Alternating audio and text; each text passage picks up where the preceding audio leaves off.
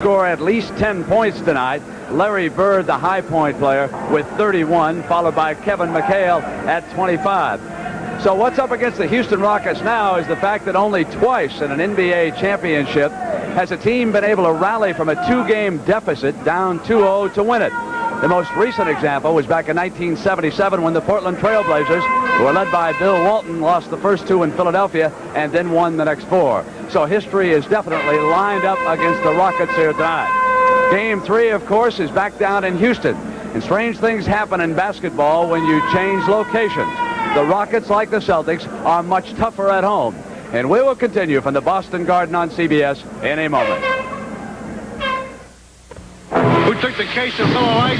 I got another clue for you. I know for certain the culprit drinks light because it tastes great. But I know it wasn't me. It's no mystery that there's only one light beer, Miller Lite. Just because you've washed your car doesn't mean you're finished. You need some Armor All on the dash, the bumper, and especially the tires. Armor All. It's the finishing touch every time you wash your car. Road Handler. One of the greatest names in tires. With two steel belts and radial construction for outstanding wear. The Road Handler Radio. It's one more way we installed confidence at Sears. Right now, save 33% on the Road Handler 45. It's made by Michelin and backed by Sears. With a limited tread wear-out warranty for 45,000 miles. And it's on sale now. There's more for your life at Sears. For Dick Stockton, Tommy Heinsohn, Pat O'Brien, and Magic Johnson, I'm Brent Musburger saying so long for the Boston Garden in Boston with the final scores. The Celtics 117, the Rockets 95. Now on Saturday, CBS Sports coverage of the NCAA Men's Volleyball Championship, plus on a special edition of Sports Saturday, Cyclanes punishing one-day competition will come your way from France, all starting at 2:30 Eastern Time. Join us on Sunday for Game 3 of this series from Houston, Texas.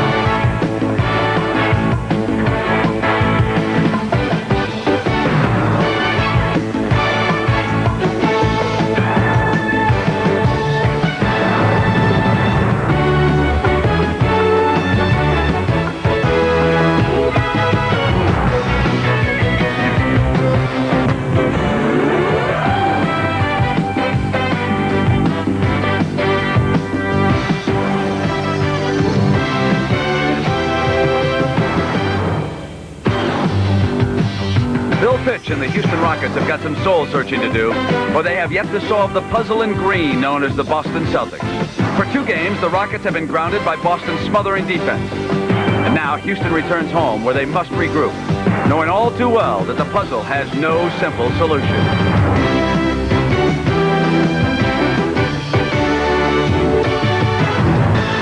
The spirit of the Boston Celtics is embodied within the cool exterior of Larry Bird. The MVP skills of this magnificent athlete have been widely displayed during these NBA Finals. But perhaps it's his competitive, intense style that best distinguishes Bird, and it's that same intensity which inspires and drives his teammates. For the Celtics, every loose ball becomes a determined mission. Now the beleaguered Rockets must realize they've run into a team breathing fire. And the flames show no signs of dimming.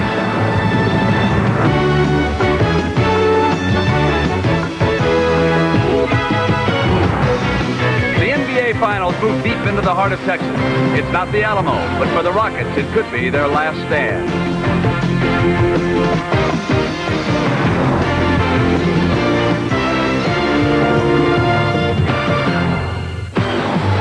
Welcome to the the Summit in Houston, Texas, and never did a basketball team need the affection of a home court more than the Houston Rockets.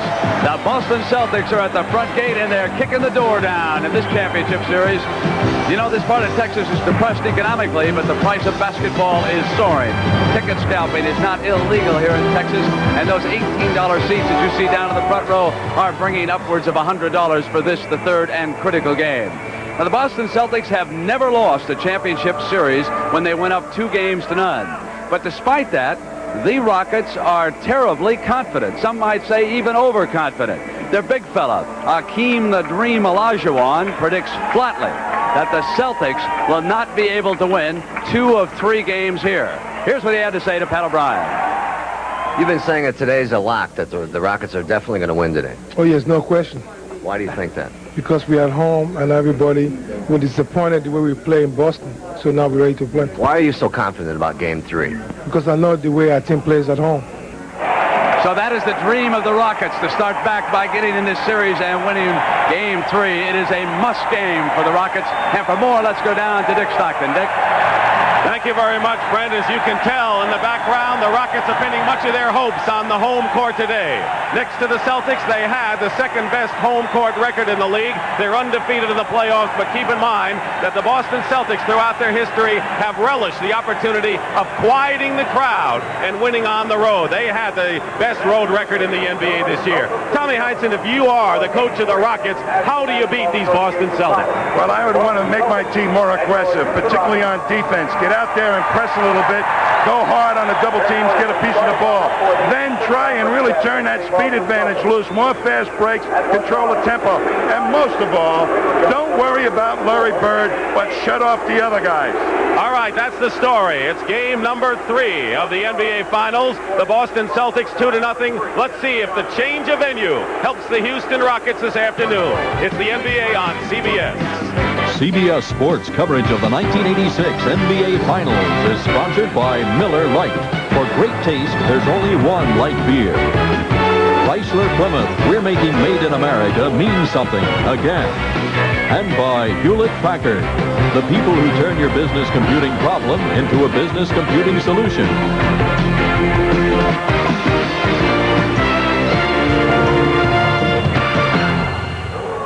It turned into a case of the missing case.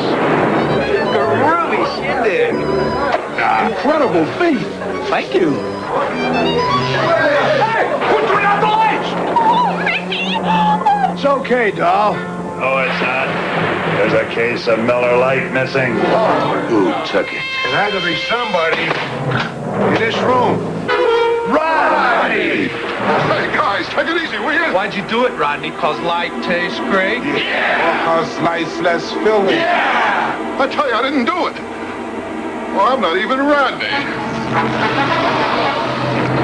You! I thought it was a costume party. Great mask, huh? It's no mystery that there's only one light beer, Miller Lite. But if he didn't do it, who did?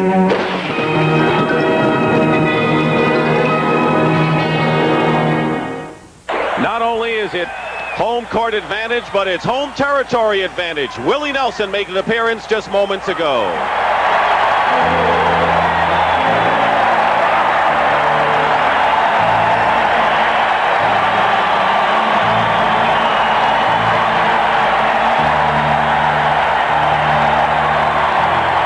And now, ladies and gentlemen, the starting lineup for your Western Conference champion, Houston Rockets.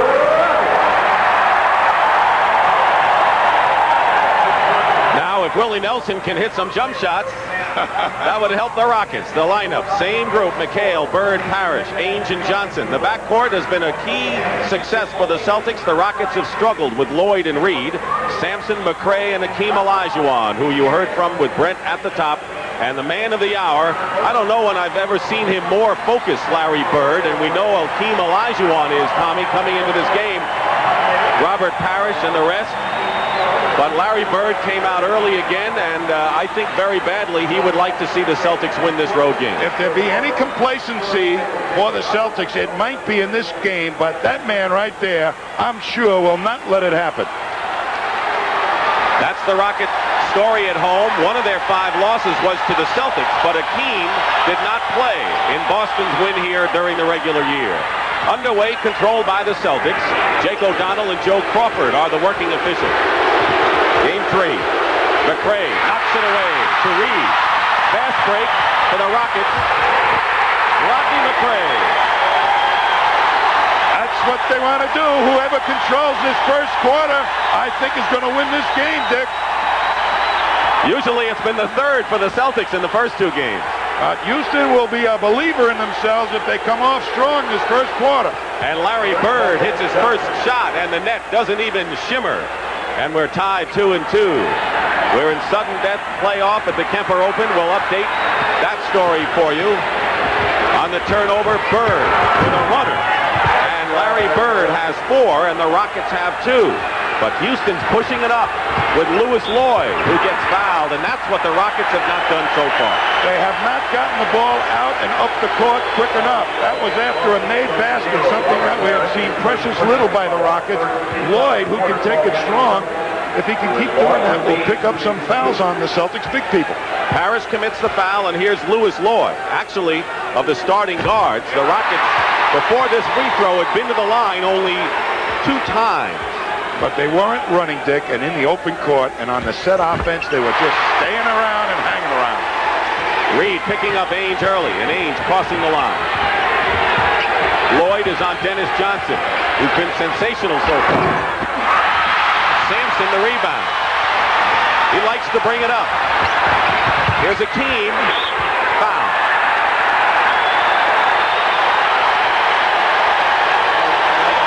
The Celtics have had a lot more chances from the free throw line than the Houston Rockets have, and for the very reason you just talked about. The fast break gets you shots, and also opportunities inside with the guards. That's a very good fast break opportunity by the Rockets that time. A hard push by Ralph Sampson, and he left Kevin McHale in the dust. And Robert Parrish quickly picks up his second personal foul. Elijah Wan has had a miserable time from the line. 61%. 10 of 19, and he's 1 of 2 in this one. And Bill Fitch hoping his team can rebound.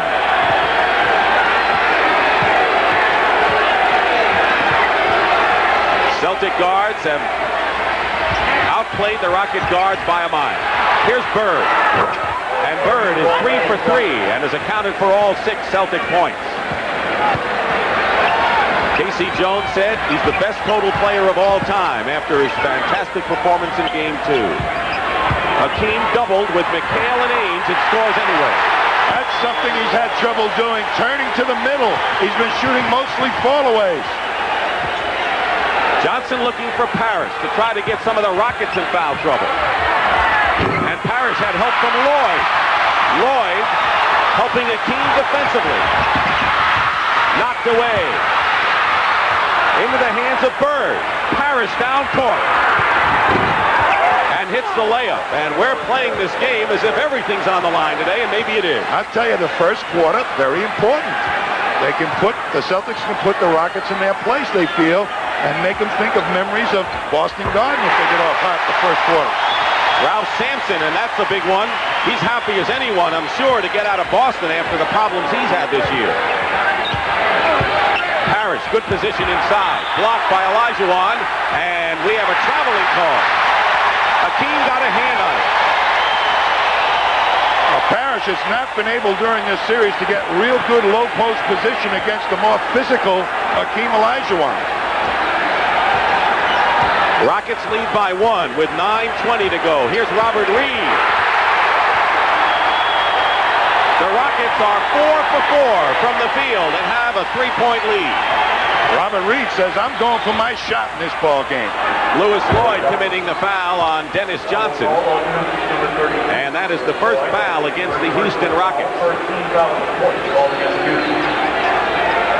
The Celtics with a 13-1 playoff record. A sweep in this series would give them the best all-time winning percentage in regular season and playoffs in a single year. Another Houston foul as Dennis Johnson tried to loop it inside. And that'll be against Ralph Sampson, number 1. One of the toughest things for Ralph Sampson is to defend against a guy that's very physical and low post. Ainge for three and hits it. And all of a sudden, the Celtics have tied it up 11 apiece under 9 minutes to go. First period. McRae. Lloyd with 2 men on him. Sampson, offensive rebound. And Ralph Sampson showing already a different style from the first 2 games. Running and jumping and getting physical. A fast-paced opening moment here at the Summit in Houston, Texas. Rockets 7-0 in the playoffs here. Parrish with a turnaround. Reed finds Lloyd.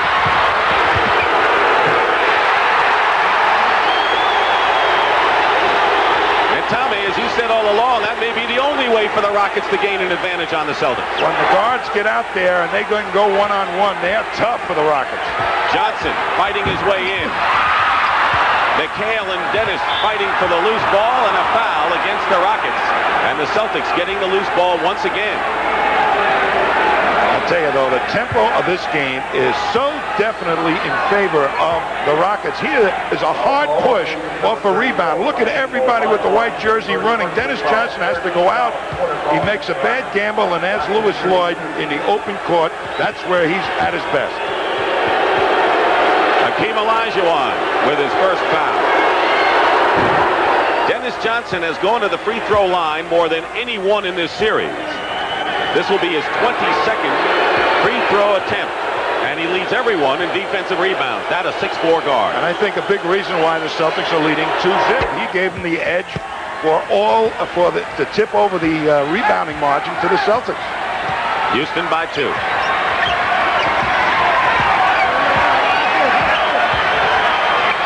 Lloyd working against Dennis Johnson. Double team, Reed. And McHale the rebound. Not a bad shot. Other people getting involved in the Rockets offense than Hakeem and Sampson. That's what Reed said he wanted to do. Parrish lost the ball.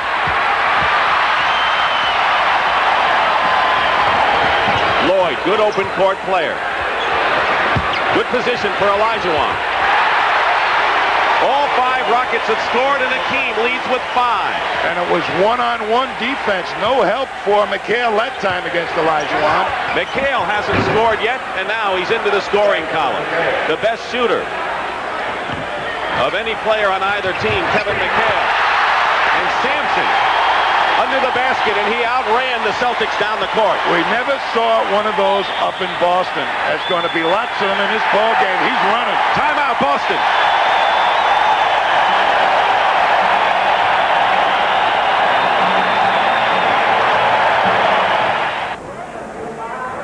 As you know, we have a sudden death playoff at the Kemper Open. For a report, let's go to Pat Summerall. Pat? The 16th, that was the first sudden death hole. This is Larry Mize, who hit the green off the tee, putting for birdie. And he had that left for par. He made it. Greg Norman, meantime, hit it in the bunker off the tee, blasted out, and had to make this putt that he's pacing off right now. Well, this is Larry Mize putting out. And again, this is sudden death at 16. Mize made his call. And now it's on the broad shoulders of Greg Norman. He has to make it to force the second hole of sudden death.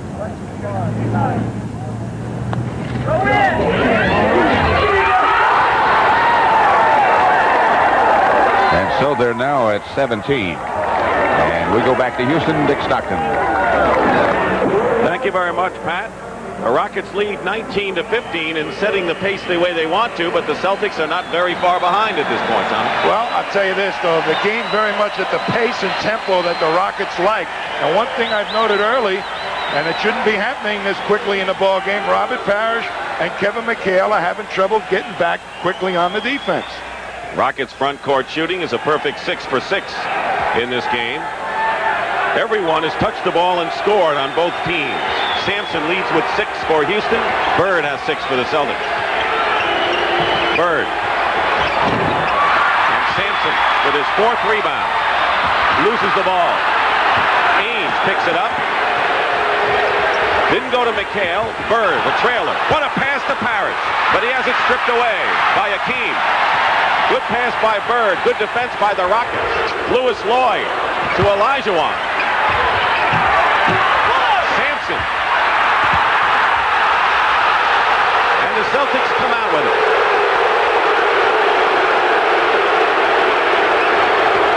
Rockets by 4. And another turnover by Boston. That's their 5th in this first period.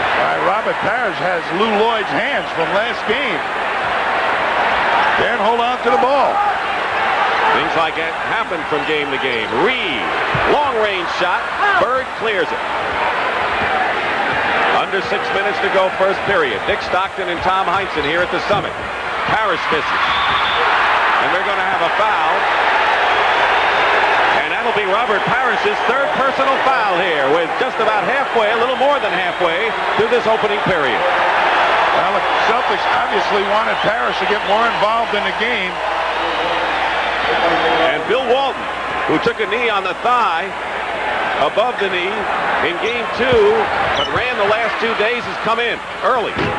Olajuwon and Bird with another rebound. So Walton is in early here as Parrish goes to the bench with 3 fouls. They're throwing a different look in the low post game, the Rockets. They're confusing the Celtics defense with some different type of plays, running Akeem to the low post. Bird hits, and Larry Bird has 8 points. And of course, there's always Larry Bird. 19-17 Rockets. And Rodney McRae, who was helpless defending Larry Bird in game number 2, but scored 20 points himself in the opening game, has scored. And this will be a foul against the Rockets. We're at the Summit in Houston, Texas. Dick Stockton, Tom Heinsohn, and Brent Musburger here. Ralph Sampson has picked up his 2nd foul. The Rockets have come out strong and lead the Celtics 21-17. And Ralph Sampson thinks the ball was last touched by Boston. Well, they're trying to work Sampson, get some fouls on him early, get one of those twin towers out of there. Hayes. Rebound Reed. Here they come again. Sampson. Pass, bad pass, knocked away, and McHale at the other end gets an easy basket for Boston. What a play by Dennis Johnson to step in and take look like a sure hoop away on a 3-on-2 situation. Beautiful. Big play by the Celtics. Sampson setting a screen for Reed, going in strong and drawing the foul. That's something he hasn't done yet this series. We're going to take a look at Dennis Johnson right now.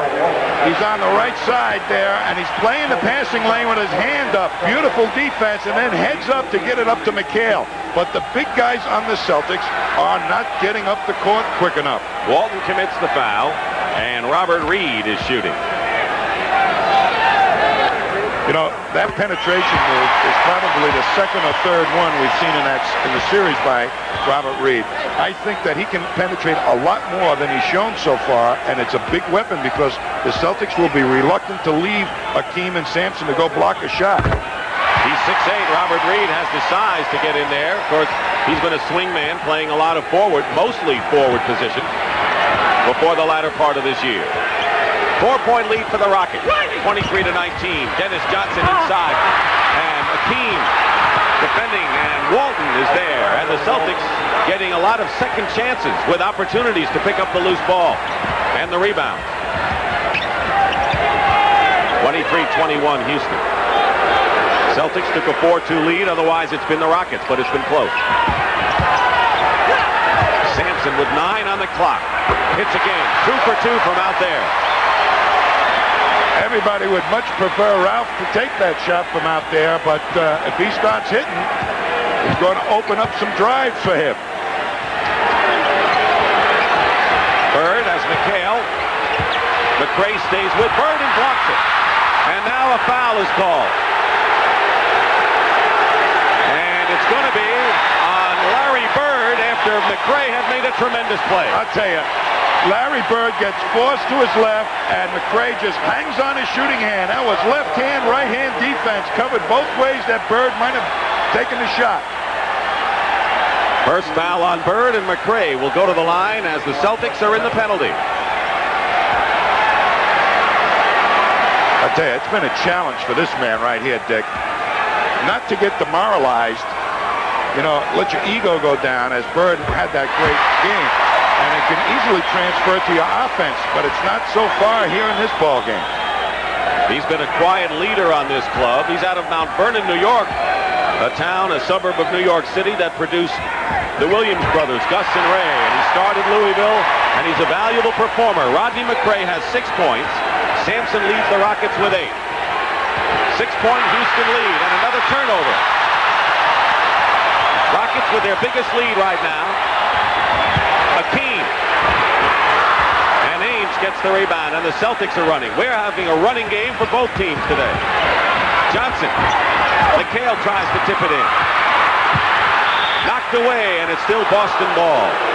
Tell me, did the Celtics want to run like this against Houston? Not really. They want to control the pace of the game, and they're having difficulty slowing it down. They've gotten into the rhythm that the Rockets have set.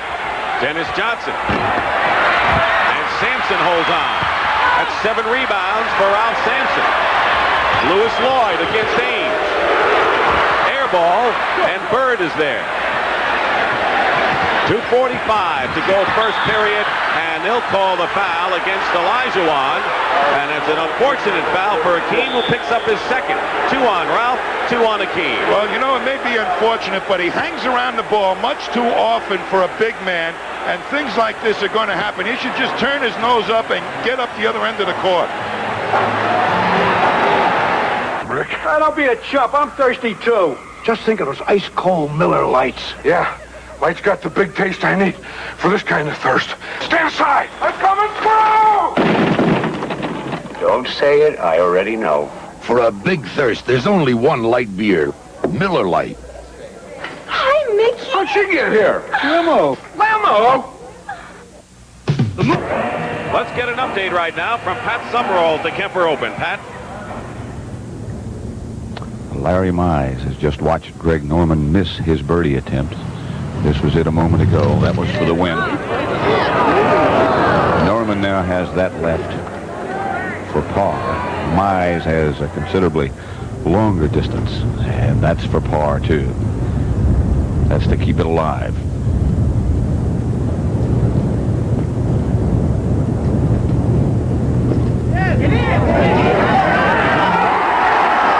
Boy, what a couple of clutch putts. First by Norman, then by Mize. And now Norman must make to keep it alive.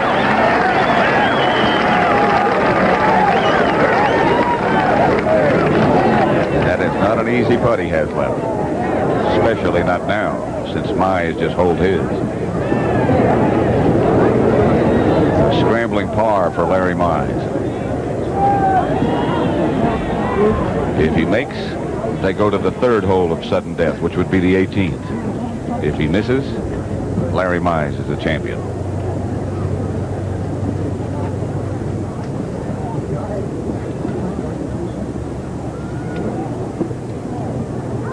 They'll go to 18. Back to Houston and Dick Stockton. Thank you very much, Pat Summerall. Larry Bird hit the 2 free throws after Akeem Olajuwon picked up his second foul. It's 27-23 Houston. 2.5 to play in the opening period. Sampson, who's hit 2 from out there, gets it in the hands of Lloyd with 3 seconds on the shot clock. And now Bird gets the rebound. And the Celtics will try to cut the margin to 2. The Rockets' biggest lead has been 6, but Boston has hovered between 2 and 6 points. Mostly 4 in this period. Dennis Johnson, who hasn't hit yet, makes his first shot of the game, 1 for 6, and we have a 27-25 game. They're playing Bird pretty much one-on-one. Not too many doubles so far in this quarter. Akeem over McHale, and Walton got position inside from Sampson. Johnson gets by Lloyd. Celtics looking to tie the game here. Ames into Bird. McHale crashing the board. Celtics fighting for the loose ball. Bird and Lloyd, no harm, no foul, and Ames for 3. McHale the rebound, and the Celtics getting a lot of chances there. The ball knocked away. It is still Celtics ball, and the Celtics have had many chances in several instances so far. Jim Peterson is into the game, and Ralph Sampson goes out. He has scored 8 points. I'll tell you, and what he did was good defensive rebounding and then hard runs up the court.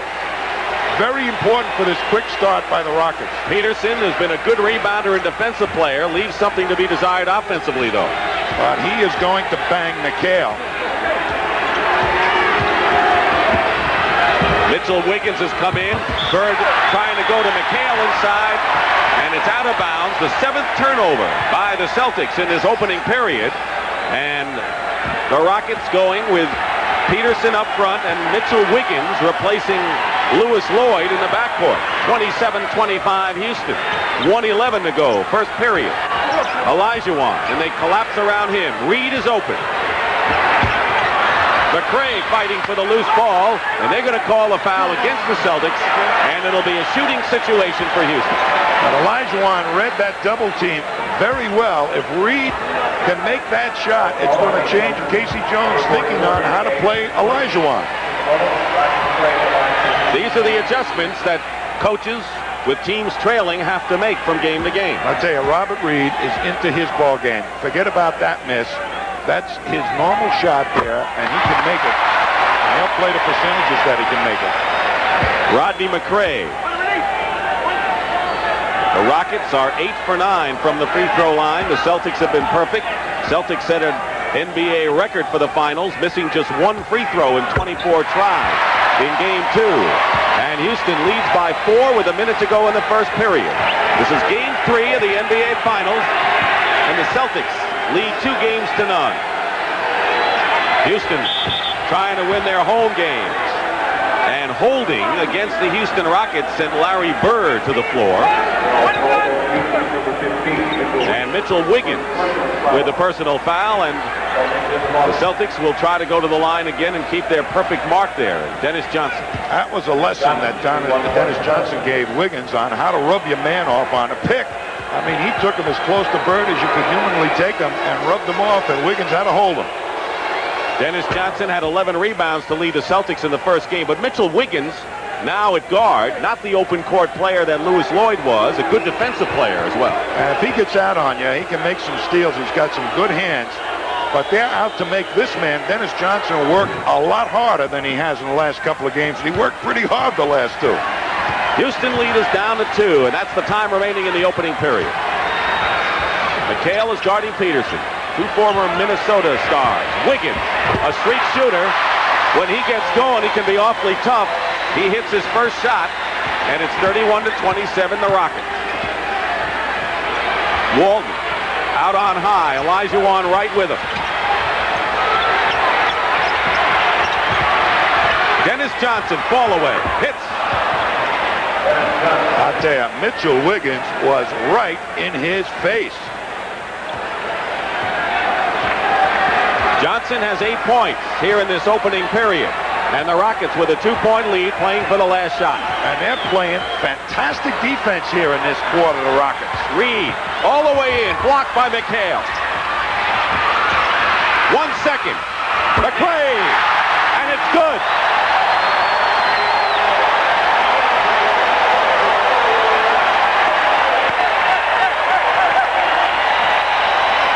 You're going to see it. A long rebound out. They scrap for it. Ainge can't control it, but McRae just sneaks up and picks it up and nicely turns around as the clock goes off. It was similar to Sampson's shot that beat the Lakers, but he had a better line on this one, and the Rockets lead by 4.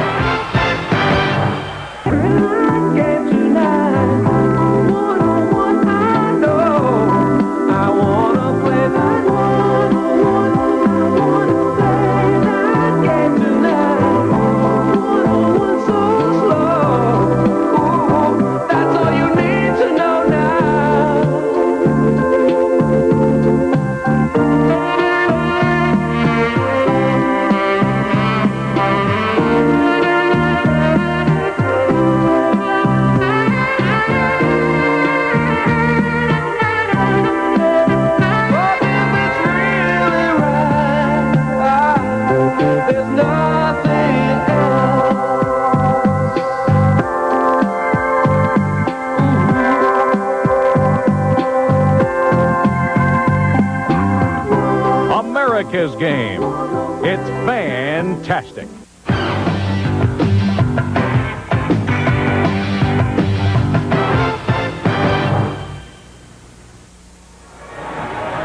We played one period of Game 3 of the NBA Finals on CBS here in Houston. Capacity crowd of over 16,000 at the Summit, and the Rockets lead by 4. Larry Bird and Rodney McRae, each with 10, are the high scorers in the game. Tommy, Larry Bird is 4 for 7 shooting, but the rest of the Celtics are only at 35%. You know, when you go on the road, the thing that evaporates quickly is your outside shooting. I think the various backgrounds, or the new background, is tough for a team to adjust to. The Rockets had the same trouble in Boston, and it looks like the Celtics are having that trouble here early in Houston. Far difference, of course, with the lighting, the background, and the floor. But we're not looking at similar home courts. Jim Peterson with Reed and Olajuwon. Rodney McRae banks it in. 12 points for Rodney McRae, and so that matchup we talk about with Larry Bird could come into play again. Well, if McRae, Bill Fitch feels, can outdo Bird offensively, that's a real big plus. All he wants him to do is stay close. Bird stays close there with a jump shot that got the rim. 12 for Bird, 12 for McRae. By the way, McRae hasn't missed yet. In low to Akeem. Walton, Bird, and Ainge trying to come over. Walton the rebound. Akeem 2 for 7 from the field, has 5 points, but the Rockets are up by 4. That was excellent defense by the Celtics that time by Akeem. Parrish fighting through crowd. Walton gets the rebound and scores.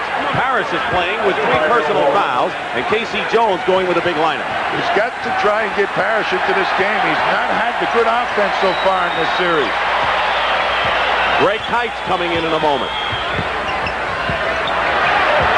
McRae, 4 for 4 thus far. Reed in 3-point territory. Goes in. Beautiful move by Reed. He read the race out by Ainge and then went right by him. McRae trying to deny Bird. Tough thing to do. Bird working his way in. Short this time, but Walton keeps it alive. Bird for 3. Wiggins clawing inside. Parrish the rebound and a whistle.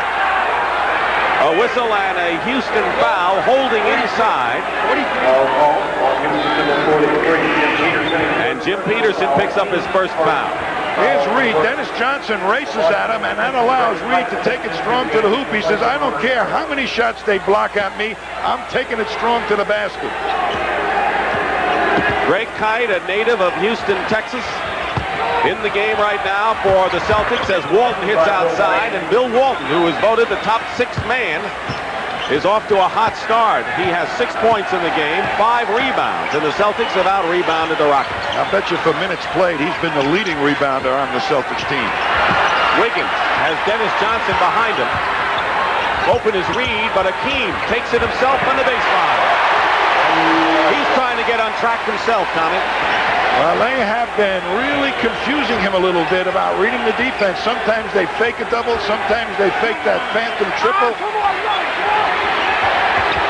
Bird, great pass from Dennis Johnson, and a foul. So the Celtics going with a front line now of Kite, Walton, and Bird, with Parrish back on the bench with the 3 fouls. And we'll have a personal on Rodney McRae when we come back to Red Hot Houston. Legends of the NBA, the best come through. Sponsored by Schick. Game 4 of the '83 Finals, and Julius Erving fulfills an NBA quest. Determined to defeat the reigning champions, Irving's steal erases a 16-point Laker lead. His fourth-quarter explosion seals a 4-game sweep for the 76ers. Julius Erving avenges 3 championship losses and earns a long-awaited NBA title. Sudden death continues at the Kemper Open. Pat Summerall has an update. Patrick?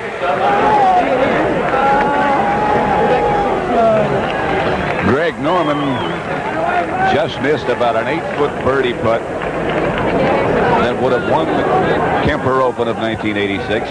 Larry Mize from about 15 feet had just missed moments before. So after 3 holes of sudden death, it's still locked up. And they go back to 16 for the second time. Actually, for the 3rd time today. Mize and Norman coming up the 4th hole of sudden death. And they go back to 16 again. There was the putt by Greg Norman that would have won it. He hit a huge tee shot, some 350 yards, and it almost knocked the flagstick down. Here's Mize just moments earlier. And it just stood by. Again, back to Dick Stockton in Houston. All right, Pat Summerall, and we'll continue with that story. Larry Bird did not get a chance for 2 shots on this play, but what an up fake by him here. You can't take your eyes off Larry Bird. If you do, he beat you. If you take your eye off the ball, he beat you. The Celtics make you pay. Good up fake that time. And Rodney McRae said, they just beat you with every half inch. Jerry Seasting has come in the ball game for the Celtics. They wanted to get him underway in game 2, and they did. He scored 10 points on 5 for 8 shooting. Let's take a look at the rebounding story, where the Celtics have the lead, and a lot of them off the offensive glass, and many of them by Bill Walton. But their shooting has not come along in this first half, the Celtics, particularly the outside shooting, which they've used very effectively to set up their inside game. Outside shooting can come and go. Good defense never does it? Peterson is all over Walton. McRae on Bird. They isolate him one-on-one. Celtics like that situation. And a left-handed shot by Larry Bird, who's in his own little world sometime out there. But they are not doubling Larry Bird, so they're really trying to stop the other Celtics. They'll let him score. Greg Kite picks up the foul, and that's the first team foul by the Celtics in the second period. 3 minutes gone by. The Rockets leading by 2, 39-37. Plenty of time on the shot clock.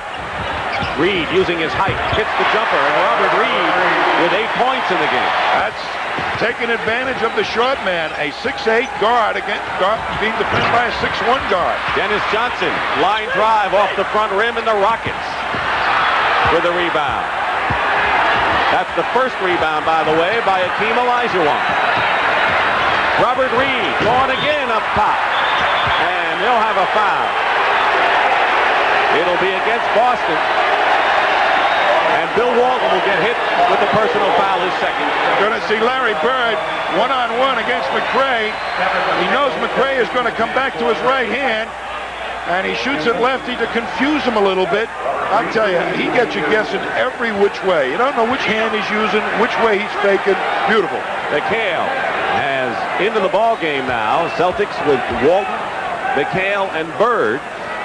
Tommy, let me ask you, with Robert Parrish hampered with 3 personal fouls, Bill Walton, who's okay with that thigh bruise the other day, how much can Walton really play to be effective? Well, I think the longest he's played this season is about 30 minutes, but he's been averaging just a shade under 20, so he ought to be able to give him some strong minutes. 5-point lead for the Rockets, 8:25 to go in the first half.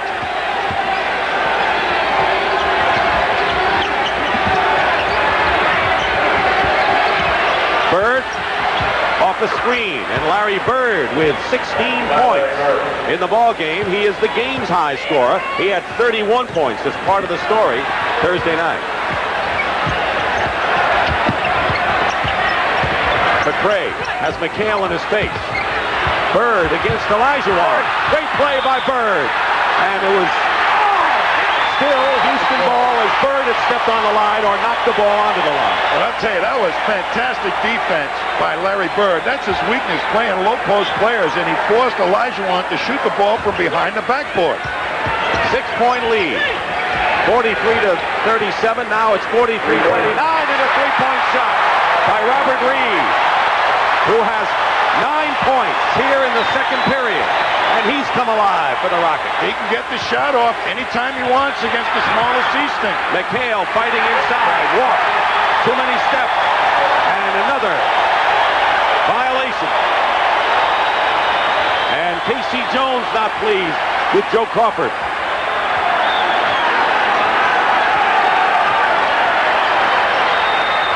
Seasting is guarding Reed.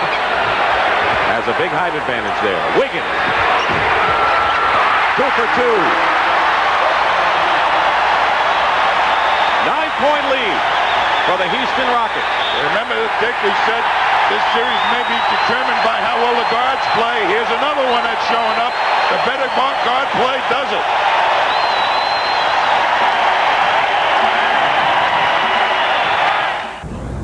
there's a couple of ways I can handle this. I can go around you, I can go through you, or I can just do what I do best.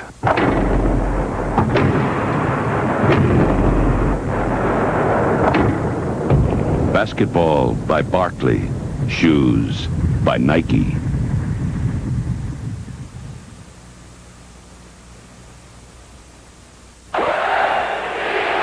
The guard story has been major with Danny Ainge and Robert Reed. Just to show you that matchup, how Reed has been struggling from the field.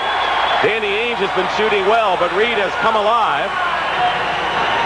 And he has 13 points, and the Rockets on a 9-2 run primarily because of their guard play. I'll tell you, Robert Reed said yesterday that we just spent too much time, particularly me, developing the inside game. I'm going for my shot today. That's how I feel we can get us going, for me to start going to the hoop, and he's done it effectively. And he's gone to the hoop. He's hit the outside shot, and what he's done, he's given the Rockets that extra dimension that they've lacked, and a good all-round game for Reed.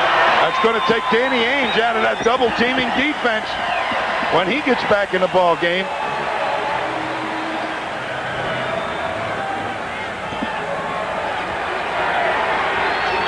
Ainge in the game with Seasting in the backcourt. Reed and Ainge are matched up again.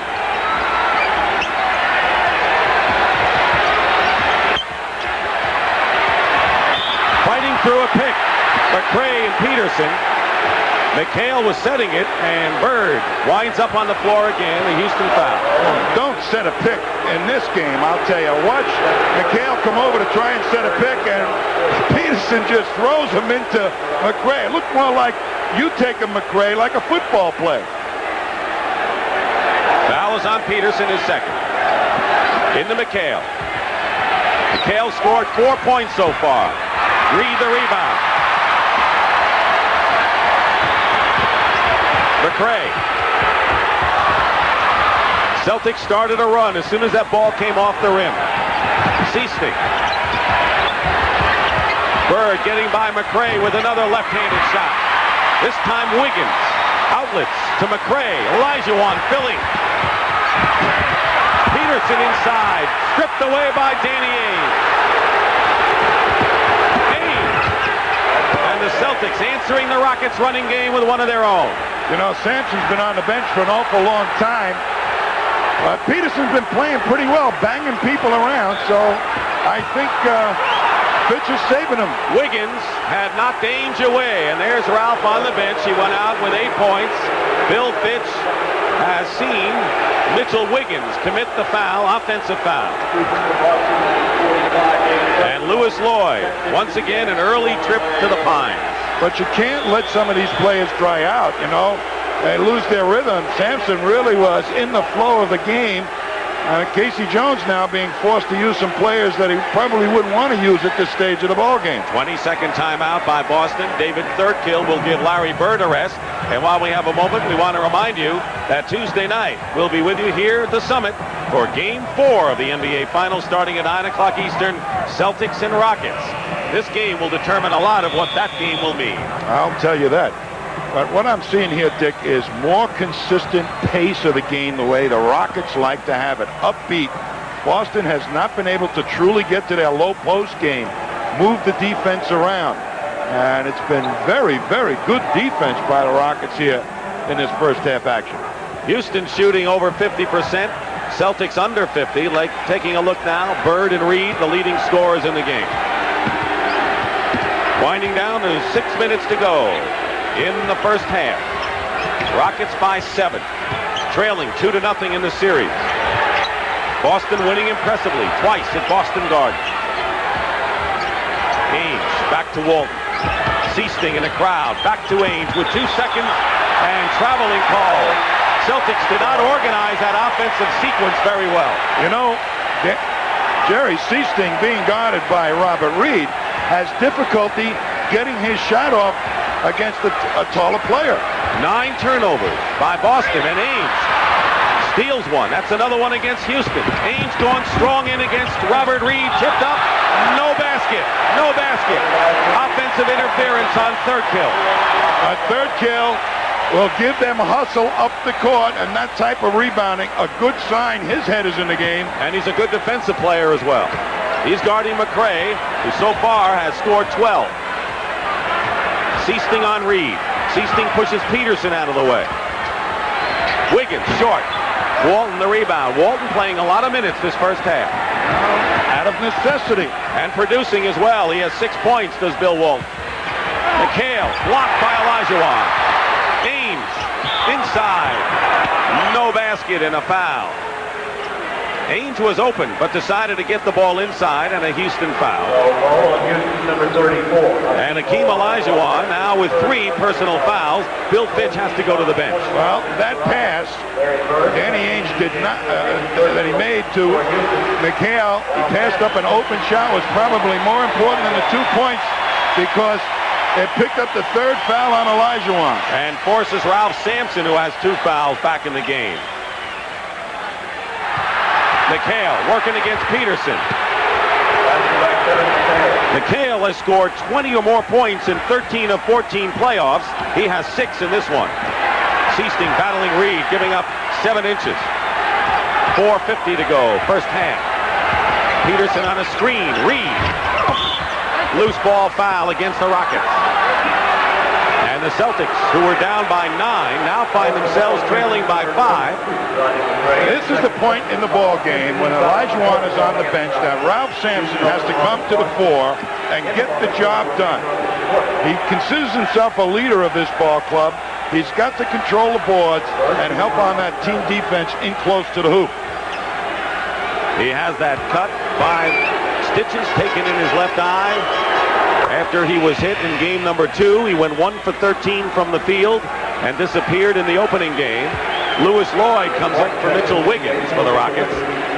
And of course, earlier in the year, Sampson went out when he suffered that back bruise on a terrible fall, so he was the happiest guy to get out of Boston. 6 in a row by the Celtics. 4:39 to go, first half. Sampson.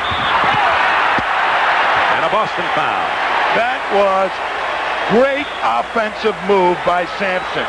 A quick move to the middle. And I'll tell you, that's what they need more from Sampson in a low post. Don't put the ball on the floor for more than 1 dribble. A quick spin move, he's going to beat anybody down there. A technical foul has been called on Bill Fitch. Technical on Bill Fitch, who has been angry through most of his first half, though his team has been leading time. He's had a biting wit over the years, and that time he bit a little bit too much off. Here's Bird. And the lead has been sliced to 2. Celtics, without Olajuwon being on the court, will peck away on the inside game. Sampson's really got to help in his shot blocking department. And then that defensive rebounding department. Kite comes back in and Walton sits out. Walton scored 6 points, picked up 3 fouls, but he also had 6 rebounds, and he really was a key man up front for Boston. Well, he plays really good defense, but right now, Ray Kite is the guy that can get fouls. Casey won't be too concerned about it. They'll probably put him on Ralph Sampson and let Kite muscle him a little bit. That is Sampson's weakness, his strength in his legs. He missed both free throws. And the Celtics with a chance to tie. Foul trouble. 2 Celtics centers, 1 Rockets center with 3. 4:19 to go. Seasting wide open. Sampson almost kicked it in. And the Rockets get the rebound. Lloyd. Lewis Lloyd. 6 points for Lloyd. Didn't cool off on the bench. He hadn't scored. The Rockets hadn't scored in over 3 minutes. And now with a missed shot from the corner. McCray feeding Lloyd. And the Rockets with an opportunity going by the boards and Bird handling the ball. Ainge is open. Ainge. McHale. And the basket's good and a Houston foul. Jim Peterson. You know, it's almost almost impossible when you push the ball up the floor hard like the Celtics did that time, that when a shot is taken that you can block a man off the boards. And McHale knew it, got great position on Peterson, and then ended up with the shot and the foul. And 3 on Peterson now. So Peterson joins Olajuwon with 3 fouls. And we're getting down to numbers of big guys each team will have. And Greg Kite may end up a pretty important player. Coming up at halftime, Brent Musburger and our special guest, George Mikan. The first great big man with the Minneapolis Lakers of the NBA. And you'll get an inside look at Robert Reed, the leader of the Houston Rockets. Coming up with Brent at halftime. Rockets by 2. In the half-court offense to Sampson, guarded by Kite, doubled with Ames. Reed misses a 3, and McHale clears. Boy, they just formed a cup, the Celtics, for that rebound. And they can tie it up again. Rockets had a 9-point lead.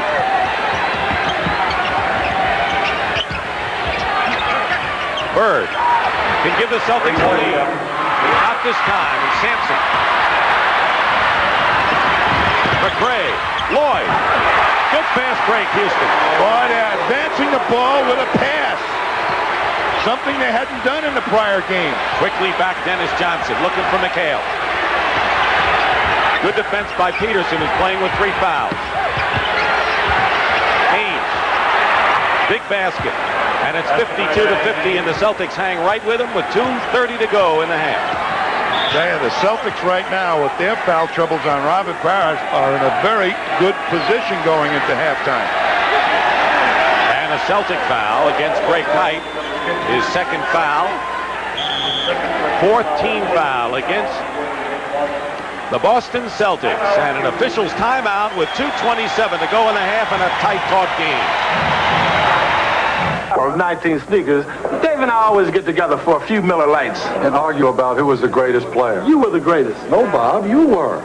At least we agree Lights' taste is the greatest. Yep, Light's also less filling. And you can't afford to get filled up when you're the great Bob Lanier. Come on, Dave. You won the MVP and the championship. Those were the 2 biggest feats in basketball. No, Bob. Those were the 2 biggest feats in basketball.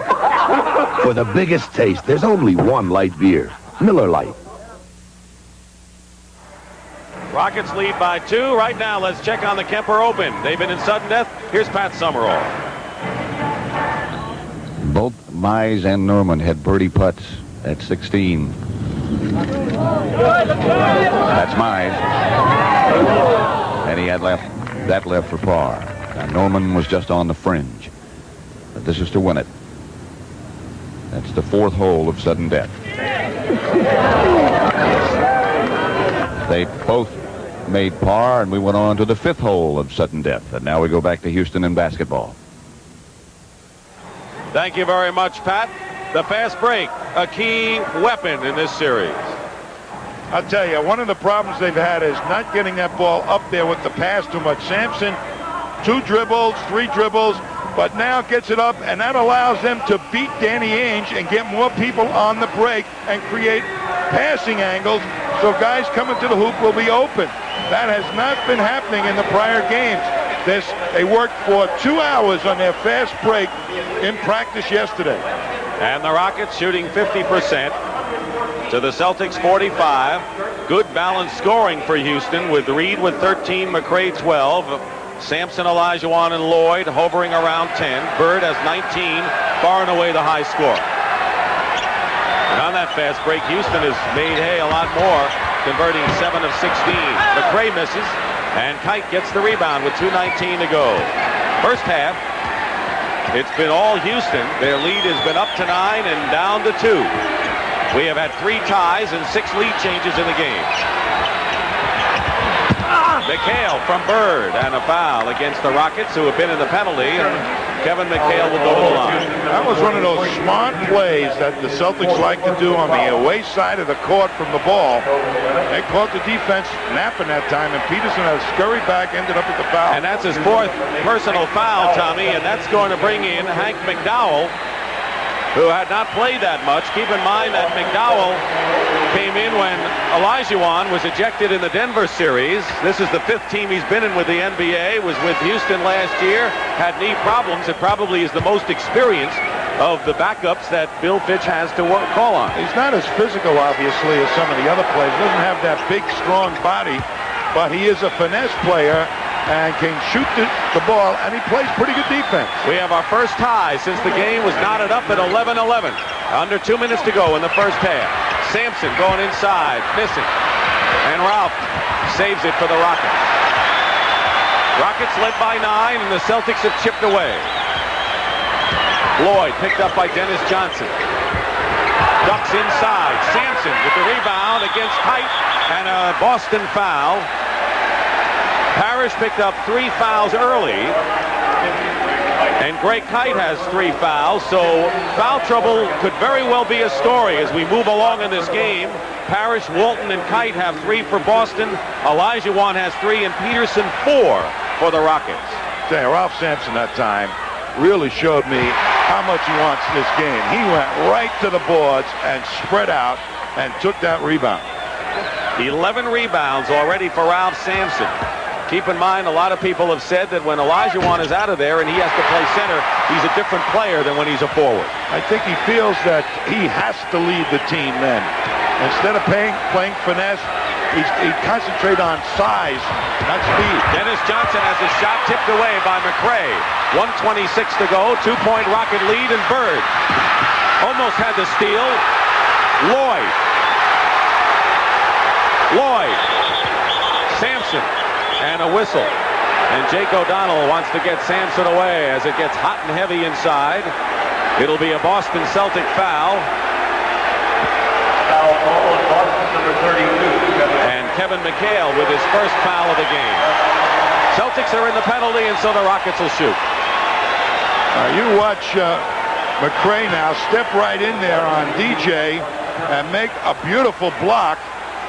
I'll tell you, there are more than 2 shot blockers on this Rockets team.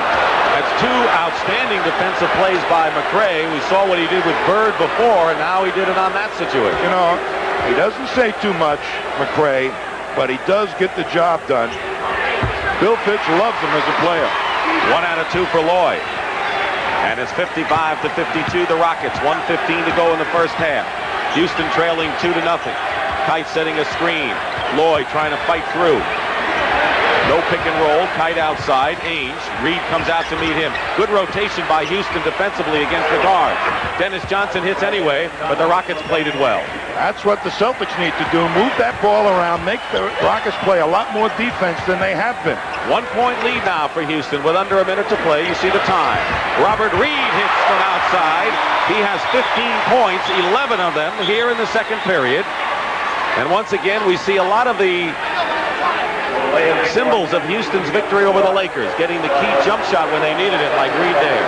And that guard, like Reed, hits that outside shot. That destroys your attempts to go back in and help on the inside game. Again, a 3-point lead for Houston, and another foul called against the Rockets. This time it will be against McDowell, his first foul.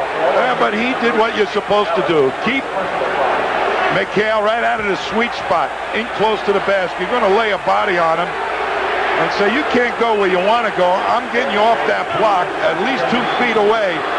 So he gets called for it, but at least McHale knows he's going to have a fight on his hands to get to the good position. There's the free throw story. Celtics, who missed 23 for 24 in game 2, are now 12 out of 14 in this one, after a poor free throw shooting game in the opener. Rockets by 2, 33 seconds remaining, 15 on the shot clock. We're in the first half. Houston led by 4 after 1 period, and Ralph Sampson gets a basket and a foul, and he is a different player in Houston. The summit is his, but he really got great position. Look at him really spreading out now and swing into and over 3 of the Celtics. Look at that reaction. 12 points, 13 points now, and 12 rebounds for Ralph Sampson in a great first half. Greg Kite picked up his 4th personal foul. 26 seconds to go. 2-second differential between the shot clock And the game clock in the first half. A 5-point Rocket lead. Their biggest lead was 9. They led by 4 after 1. McHale on a pick and roll as Bird found him inside, and it's down to 3, and the Rockets will play for the last shot. Down to 5, 60 to 55. No, it's 60 to 57. The scoreboard clock was wrong. And a Boston foul, not the kind you want to make, and Kite with number 5. So, Tommy, Robert Parrish is going to have to play with 3 fouls, I think, early on in the second half, don't you think? I would think so. Either that or Walton will come in, and he'll take his chances with him. But I think probably Casey will bring Parrish in so that he doesn't spend too long on the bench and dry out. Sampson missing the free throw. There's Parrish, who has scored 2 points and picked up the fouls early. He just had horrible hands in the first quarter. Couldn't hold on to the ball.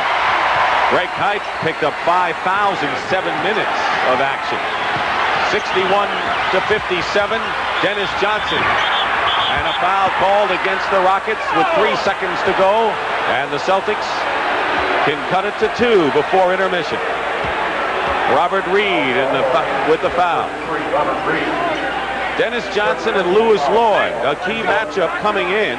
Casey Jones said he was concerned with Lewis Lloyd, who had not produced all that much in the first 2 games. Dennis Johnson had done everything, particularly rebounding and drawing fouls with that penetration. And a technical foul has now been called against Greg Kite of the Celtics, who has 5 fouls. He's a native of Houston, and they're not giving him quite a welcome on his return here. Definitely not, but I think Kite feels that they keep calling it on his jersey, not his game. Reed hits the technical, and it's 62 to 57, and Dennis Johnson will shoot a pair. Dennis Johnson, let me say this, has been instrumental in playing a very physical series against a lot of bigger people. He's been blocking out the likes of Olajuwon and Sampson and McRae. And in addition to that, staying close to Lewis Lloyd when he's had to. Sampson, an intense performance today with 14 points and 12 rebounds. Olajuwon with 3 fouls has been on the bench scoring just 7 points. So the Rockets show they can thrive without Akeem. Sampson established himself while Akeem was out. And he's done that. Did it in game 2 against the Lakers. Ralph Sampson trying to prove his detractors wrong. And we have a 20-second timeout called by Bill Fitch with 3 seconds to go. Ample time to set something up. And I guess when you look at what the Rockets did with the Lakers, 1 second is ample time to set something up. Well, let's see how the Celtics defend this play, knowing that Sampson has that great leaping ability, and see if they get all over the inbounder. That's what you'll probably try and do, is lob it up there if you can and let Sampson go for it. Oh, it's going to be in the backcourt. They're going to have to take it out in the backcourt. So, and some of the fans have threw some things on the court, and they're going to have to put an end to that. A couple of objects have been thrown on. Alan Level has come into the ball game replacing Hank McDowell. Level's first appearance, going for ball handling and quickness. They get the ball into Reed, lost the ball. Dennis Johnson picks it up, and the buzzer sounds. That's the end of the first half. The Celtics won't be happy at all with their performance. They played better, but no one's perfect. And they were perfect in the first 2 games. And for the Houston Rockets, some hope. They lead 62 to 59. Brent Musburger coming up at the half.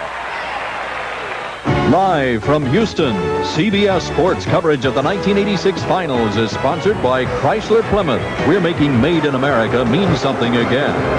And by AT&T. In long-distance services, information and network systems, telephones, and computers, AT&T is the right choice.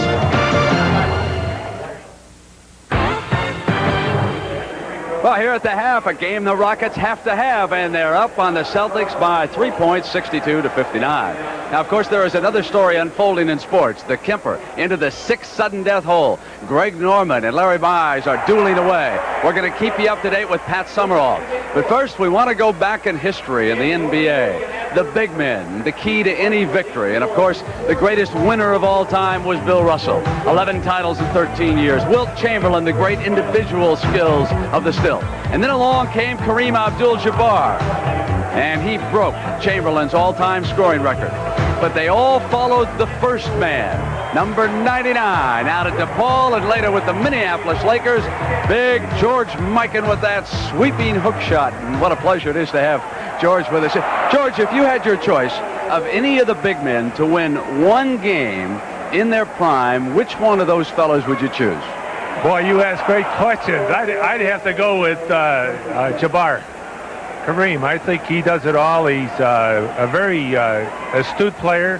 He's on top of his game, and he makes things happen. When he has the ball, you better look out. George, are you at all envious of the great amounts of money? Were you born at the wrong time as a big man? Well, I was in the covered wagon days. The type of money they paid me, they used for tips today. How much were you paid? What was your bonus when you signed? There was no bonus, Brent. They didn't even know the word. My opening contract was for $12,000. Did you have to fight for that? Yes, I held out for a month to get $12,000. Can you beat that? No. George, I want to take a look at your style we've got on videotape. Describe yourself to me as a center back in those days with the Lakers. Okay, well, I was a power center. I'd like to find my man in position. I'd back in, take a big step and hook to the side I was on the basket. And our style of play was that we would use the cutters. Well, there's the old sky hook that we used many years ago on a run. George, the 24-second clock, we all take it for granted in the NBA. You're responsible. Tell me that story. Well, we played against Fort Wayne many years ago, and the game ended up 19-18. They just would not score. They would just sit on the ball. And the thing burned in my memory was that on the shot just prior to the end of the game, Larry Faust went in on a hook shot. I tipped it in for Larry Faust. I made 2 points for Fort Wayne, and they won 19-18. And, of course, you were also responsible for the change in the goaltending rules and several others. But, George, you were one time a commissioner of the ABA. This is a shot from that time. Look at that dark hair you had then. But Minneapolis is after an expansion franchise in the NBA. Now, the Lakers moved out to Los Angeles. Will that city now support a professional basketball team? I believe so, because we ran 3 exhibition games in the last 3 years and drew over 15,000 at each game at top prices. We have 3 places to play that we never had when I was playing. We have the Met Center, we have the Metrodome, and we have the St. Paul Civic Center. All that seat 18,000 or better. And indicative of the fan support in Minnesota, we had the NC2A quarterfinals there and sold out every night. All right. So it should be a great city for the NBA, in your opinion. I believe so. George, thanks for being with us this afternoon. 2 stories coming up from the Kemper Open, and Pat O'Brien will look at Robert Reed of the Rockets. Fortunate. What do you think? For Larry Mize, and congratulations to Greg Norman. He was 0-3 in playoff. Now he's won one. It took a while. But he got it done. Larry Mize twice in the water on the 6th hole of sudden death. Greg Norman hard to hold. No, he's in the water. To win the $90,000 first prize. All I had to do was make 4. Hey. How's the second one feel, Greg? And the great white shark. How's the second Finally gotten done. Oh, they all feel good. Now let's go back to basketball and Dick Stockton. Sure. Okay. Yes, thanks. All right, Pat, thank you. Greg Norman, the great white shark from Australia, and he's been a bridesmaid several times. He also happened to be a visitor in Game 1 of the Boston Garden. And George Mikan, what were your thoughts about this first half? I thought it was like a fight with the Rockets hitting the Celtics with their best shot. Well, you know something, it's been very tenacious out there. The defense has been real strong. In the opening part of the game, Boston committed a lot of errors because of the pressing defense that Houston put on them. But, you know, as the game progressed, that Boston is something. They just keep picking away, waiting their time. And they got that one ingredient called Larry Bird. He's fantastic. The work he does on the defensive board is something to behold for his size against the Twin Towers out there. I just am amazed at the great job he can do. And then Walton came in for Boston, played very well for him, made 6 strategic points, gave him a lot of stability when they needed it. And as a result, they're in the ball game. This second half, we're going to need some more shooting from the outside by Houston so they can keep the pressure off Olajuwon and Big Sampson. Olajuwon had a rather tough first half because he was triple teamed and all those things. But the guards did a fantastic job for him to keep him in the ballgame. Quickly pick a winner for me, Houston or Boston? Oh, you stinker. I don't want to do that. Yeah, you see, you never would go out on a limb. Well, I would, but I would like to see Houston win. Yeah, that's because his son played for Bill Fitch, folks. I know that. Okay. We're going to come back with the second half. It's going to be Dick Stockton and Tommy Heinsohn. The Boston Celtics lead the Rockets 2-0, but the Rockets lead here by 3 points, and we'll continue. 1986 NBA Finals.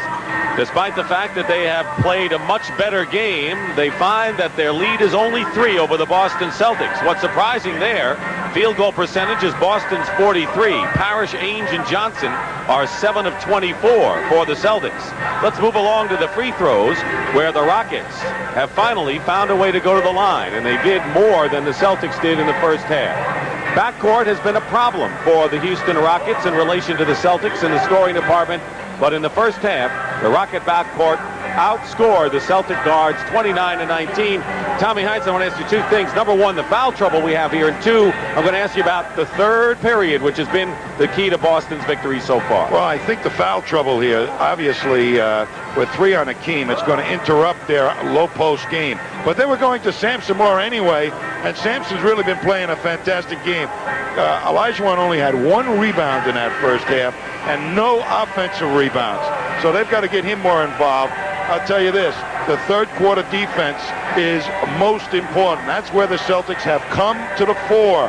They've used the same look offense to try and then jump on it defensively and take the game away. But the Rockets have run so effectively here in the first half, I don't know if they can do it. You can see how the Celtics have dominated Houston in the third period of these games, and keep in mind that every once in a while, we talked about it last game in particular, the Celtics put on a spurt sparked by the defense that pulls them away. And I'd have to think, down by 3 points, the Celtics really are not in bad shape right now. No, they're not. Particularly with Parrish, who really didn't have his game hands on. I've never seen Parrish fumble a ball as many times as he did in that first quarter. And he has to really do the job. He did a creditable rebounding job, but offensively gave Casey nothing. 2 points and 3 fouls for Robert Parrish. There's the foul situation that I think we're going to be going a lot to in the second half. And Parrish will start it out along with McHale and Bird and Dennis Johnson and Danny Ainge. Lewis Lloyd and Robert Reed in the backcourt for the Rockets. It'll be McRae, Ralph Sampson, and Akeem Olajuwon up front. Houston ball. Reed has scored 16 points. 5 of 11 shooting. Danny Ainge a little tighter defensively, and Reed threw the ball away, and it's Boston ball. Let's see how the Celtics start out here and who they go to. Well, Bill Fitch has to be unhappy with that. Got to take more care of the ball than just shown that time by Reed. Turnovers are about even. Ainge looking for Parrish. McHale goes up, lost the ball. McRae, good control, knocked away by Danny Ainge. Another fast break opportunity by the Rockets turns into 2 points for the Celtics. A McHale basket and a foul, and a chance for Boston to tie the game right here. I tell you, Danny Ainge just made a spectacular defensive play. He's got 4 guys coming at him, and he just steps in and nicely takes the ball away. Beautiful defensive play. Reed commits the foul, and this is where the Rockets are going to have to show that they won't crack. They turned it over, lost the fast break opportunity. The Celtics got one in a foul and tied it up. You've got to have your head together right now, Rockets. I called you a coach of the Rockets before the game, so you can say that. Reed looking for Sampson. Try to get Parrish into a 4th foul. Lloyd going in, lost control. Johnson ahead to Larry Bird. Bird gives the Celtics a lead. 21 for Larry Bird, 64-62. And Bill Fitch will want to call a timeout, and it's the first time that the Boston Celtics have had a lead since early in the game when they had an 8-7 edge. And Bill Fitch can't like what he's seen so far in the period. Every bottle of Miller comes with a clear promise. Miller's made the American way. A promise that Miller beer has been brewed naturally. Born and brewed in the USA. And above all, a promise of purity. A promise that Miller beer contains no additives, no preservatives. Miller's made the American way. Miller beer. Purity you can see, quality you can taste. The horse, one of the world's most powerful domesticated animals. Now this small pickup, the tough 86 Ford Ranger STX, has harnessed unbeaten horsepower in a small pickup. Now Ranger has 140 horses under its stylish hood in a new improved V6 engine. More horsepower than even Toyota's turbo. And Ranger's 140 horses mean down-to-earth power. Power to run. Power for real driving fun. The Ford Ranger STX Super Cab, voted 4x4 of the year. Get 5.9% financing at your participating Ford dealer now. Never seen nothing like it. Houston Rockets to come back from 2-0 deficit. These are the only teams that have done it in the NBA Finals. Celtics against the Lakers. And Portland won 4 in a row after losing 2 to Philadelphia. There have been 2 other instances, not in NBA Finals, where the teams have come from 2-0 deficit. But that's the hurdle the Rockets face. And after a timeout, let's see how the Rockets respond. Lloyd inside. Hakeem. And it's last touched by Sampson. So the Rockets still tentative, and there's a long pass to McHale. And McHale, after several fakes, gives the Celtics a 4-point lead, their biggest of the game. And a little inexperience by Olajuwon, who was sleepwalking back on defense, and Bird made him pay. I'm sure Bill Fitch said, let's get Olajuwon into the game a little bit. He still has 7 points. Celtics have outscored the Rockets 7-0. And Olajuwon's shot is blocked. McHale's outless to Dennis Johnson. Behind it, Ames. Harris against Sampson. Having trouble holding on to the ball. 11 on the shot clock for Boston. Harris gets it back against Hakeem, who has 3 fouls. He missed. Sampson. McRae. And Rodney McRae goes up. He doesn't get the layup. And the Celtics with a 4-on-2 right now. Danny Ainge. Bird with a runner, left-handed. He's done a lot of the left-handed shots today. Bird played great defense on that fast break by the Rockets. He angled McRae off, made him take a tough shot. Rockets still haven't scored here in the third period in more than 2.5 minutes gone by. And Olajuwon loses it. And the Rockets are having problems. McHale and Bird. And McHale tries to tip it in and doesn't. Bird is there. Both teams having trouble scoring after the Celtics scored the first 7 this period. But the Rockets having trouble just holding on to the ball. Boston with 2 offensive rebounds that time that did not fall. Foul before the shot. No basket. Robert Reed is fouled. That'll be the first foul against the Celtics. Houston already has turned it over 4 times with just under 9 minutes to go here in this third period. When you're pushing the ball up the court the way the Rockets are trying to do it, you have to have your head up and be reading who's back on defense. They're oblivious to green jerseys back there. Sampson setting a pick. Reed, top of the key. Bird gets the rebound. And the Celtics with a 4-point lead. Dennis Johnson long range, and the Celtics are up by 6. And Bill Fitch wants a 20-second timeout. And what we talk again about third period magic by the Boston Celtics, and they've done it here and lead 68-62. Tommy, the Rockets have yet to score. I'll tell you, they are not taking good shots. They are not reading the defense. Olajuwon threw one away and then gave up an easy basket up the other end when he fell asleep, being mad at himself, so to speak, to McHale. So they've got to get their heads in the game and play tough, aggressive basketball. Larry Bird right now is saying these guys are giving us a crack to crawl through, and let's take advantage of it.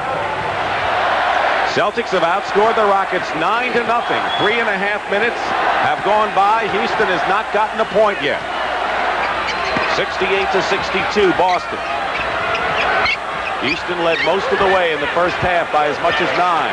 Celtics chipped away, and now illegal defense called against Boston by Joey Crawford. In an attempt to stop the double teams and Danny Ainge getting involved with Olajuwon and Bird, they're making Lou Lloyd make the feeds into the low post more than McRae. That's the warning. Second time that's called against the Celtics will be a technical. Dennis Johnson slams the ball off of Jake O'Donnell into the hands of Robert Parrish. So the ball bounces against the Rockets again. Danny Ainge misses. McRae gets the rebound. And Bird, anticipating beautifully, picks it off. Open is Dennis Johnson. And the Celtics are rolling right now. They've outscored the Rockets 11-0. 7:45 remaining in this period. Mental mistakes by the Rockets. And if the Rockets don't get their act together, they may be out of this game early as they were in Game 2. Lloyd with a fake finally puts the Rockets on the board. 4.5 minutes. Good ball movement that time by the Rockets. Sampson read the defense beautifully. 4.5 minutes, the Rockets went without scoring. And then McHale comes right back. And the pressure continues for the Celtics against the Rockets, leading by 8. Sampson, Bird doubling on. Dennis Johnson on Lloyd. McHale the rebound. Celtics with Johnson pushing it up, trying to open up a 10-point lead. Danny Ainge, pass to Bird for 3. And Olajuwon gets a rebound, and Robert Parrish called for the loose ball foul will be number 4 on Parrish. You know, when big guys get going bad, sometimes they never get it on track till the next game.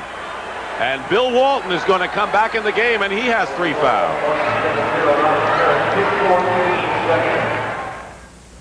Classics.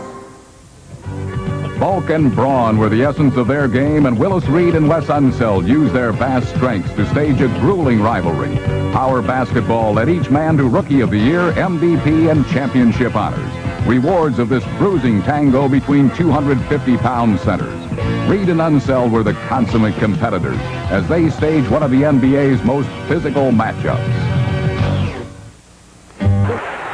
You're going to watch Dennis Johnson dribble the ball up this side of the court where there's the least amount of pressure, and all the Celtics hustling down, putting pressure on the defense. There is a 2-on-1 situation here. 2 Celtics that Dennis Johnson is going to take advantage of. It goes right through the defense now to Danny Ainge. Across the court, McRae has to adjust, and that leaves Bird all alone in the corner. That's thinking basketball. And the Celtics may not be hitting all their shots, but they're controlling the boards offensively. The field goal percentage, Houston, 17%. Boston is shooting the same way so far in the third as they did in the first half, and another Rocket turnover. They're playing in a fog right now. Bird is just out finessing McRae when he's trying to make that pass. 7 turnovers against the Rockets this period. And the Celtics sensing something here. Walton turns around, and even on a broken play, the Celtics score, and Bill Walton with 8 points. Olajuwon had to go pick up Bird. That left Walton steaming in for the hoop.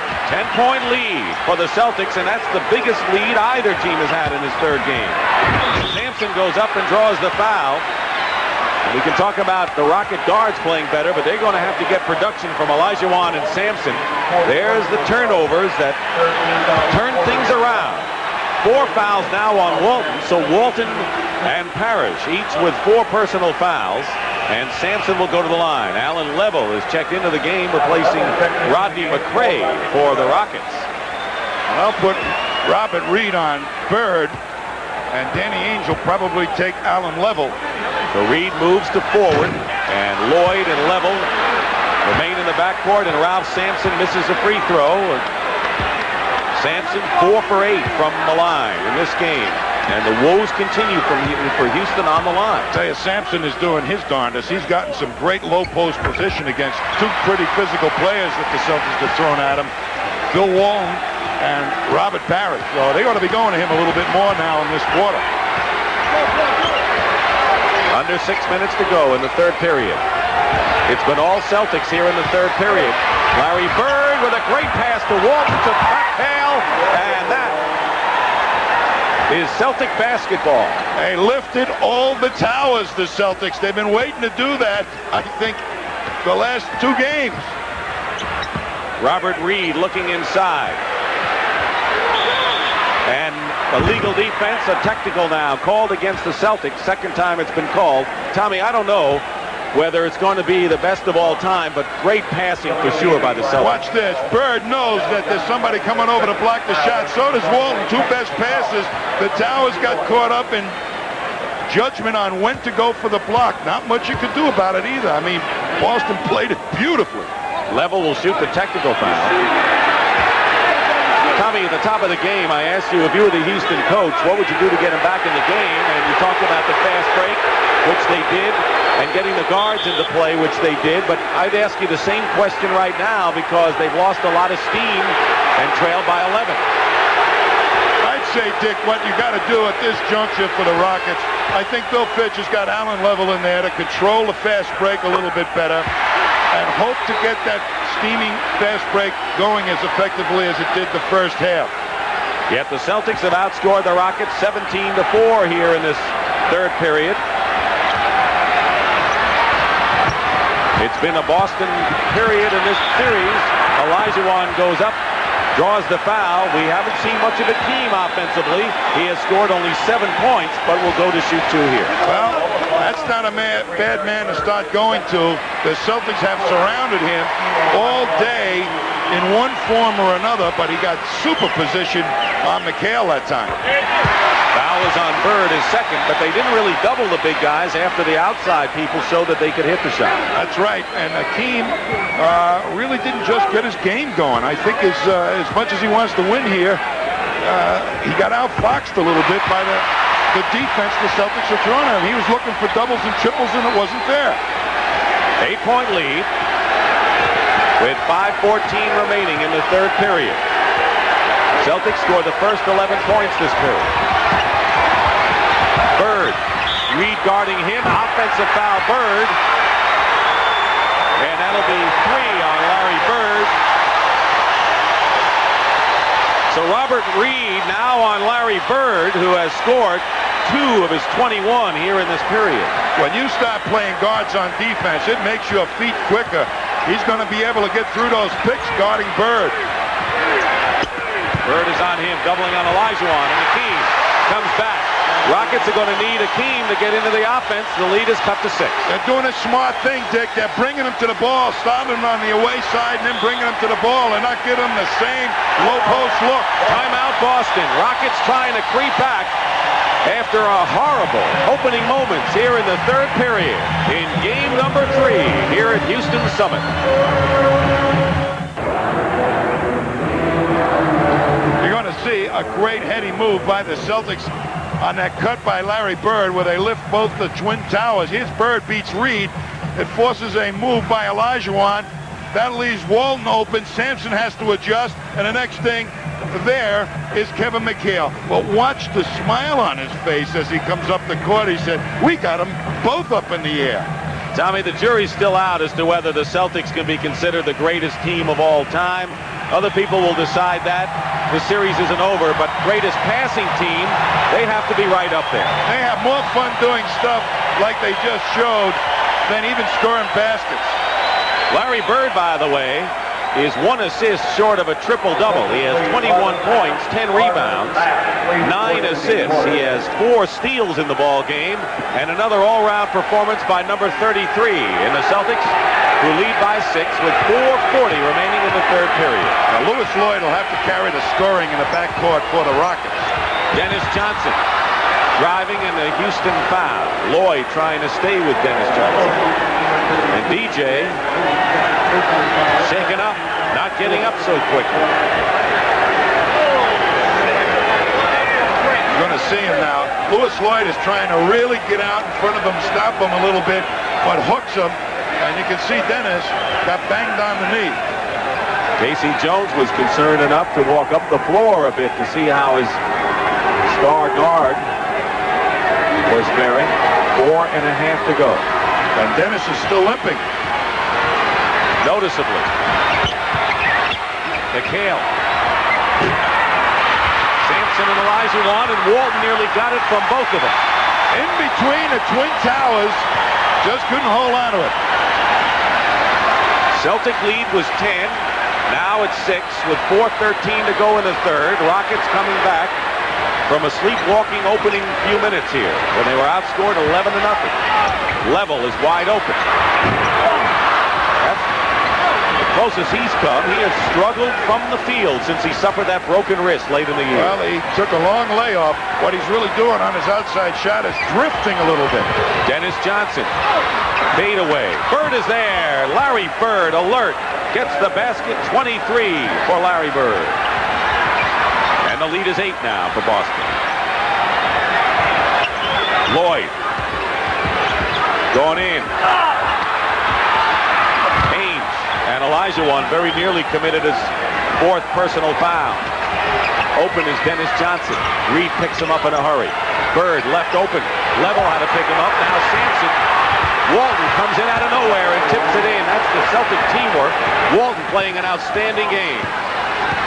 Dick Stockton and Tom Heinze, 10-point lead for the Celtics. 3:09 to go, Game 3 of the NBA Finals in Houston. Celtics trying to make a 3-0 lead out of it. Olajuwon is fouled, and this third period is belong to the Green. Whatever way he wants to go to the basket, they're cutting him off. Whatever spin move, right or left, they have a man dropping in to impede him. Big story today, the Celtics on the offensive board.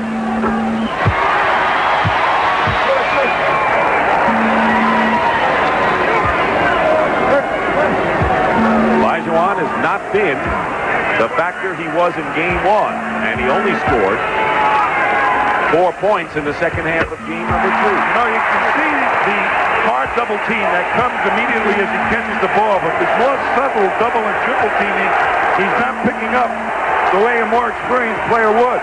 Under 3 minutes to go, third period. One-on-one isolation. Bird against Reed. Gets help with 10 seconds. Haynes. Walton. And Sampson blocks it out of bounds. 5 seconds on the clock for the Celtics to try a shot. Tell me about Ralph Sampson after this one, will you? I mean, he's playing his heart out. Bird. And Sampson with another rebound. That's 15 for Ralph. You're right.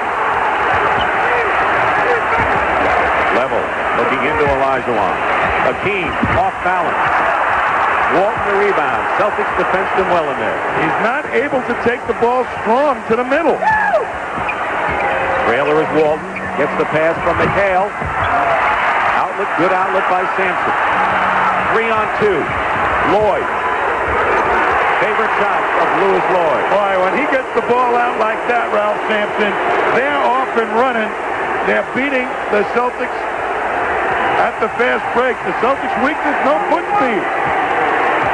This is without John Lucas, their point guard, who was waived. They've had to go without him. Dennis Johnson blocked by Hakeem. DJ again draws the foul. Used his body well there. Could have traveled on that one before. Moved his foot on the fake, but a lot greater things have been missed here in this ball game today. And Dennis Johnson quietly has had another fine game.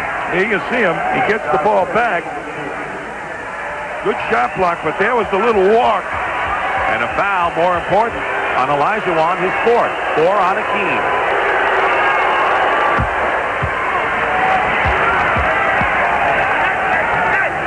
He was the MVP of the '79 playoffs with Seattle. I think that was very important for him, that series against L.A. We're looking at Thurkill replacing Bird, who goes out with 23. But Dennis Johnson, I think, has found a real brother in Casey Jones. Most of the coaches had trouble controlling Dennis Johnson, not Casey Jones. He believes in him. Dennis Johnson, 8 for 8 from the line, 18 points in the game.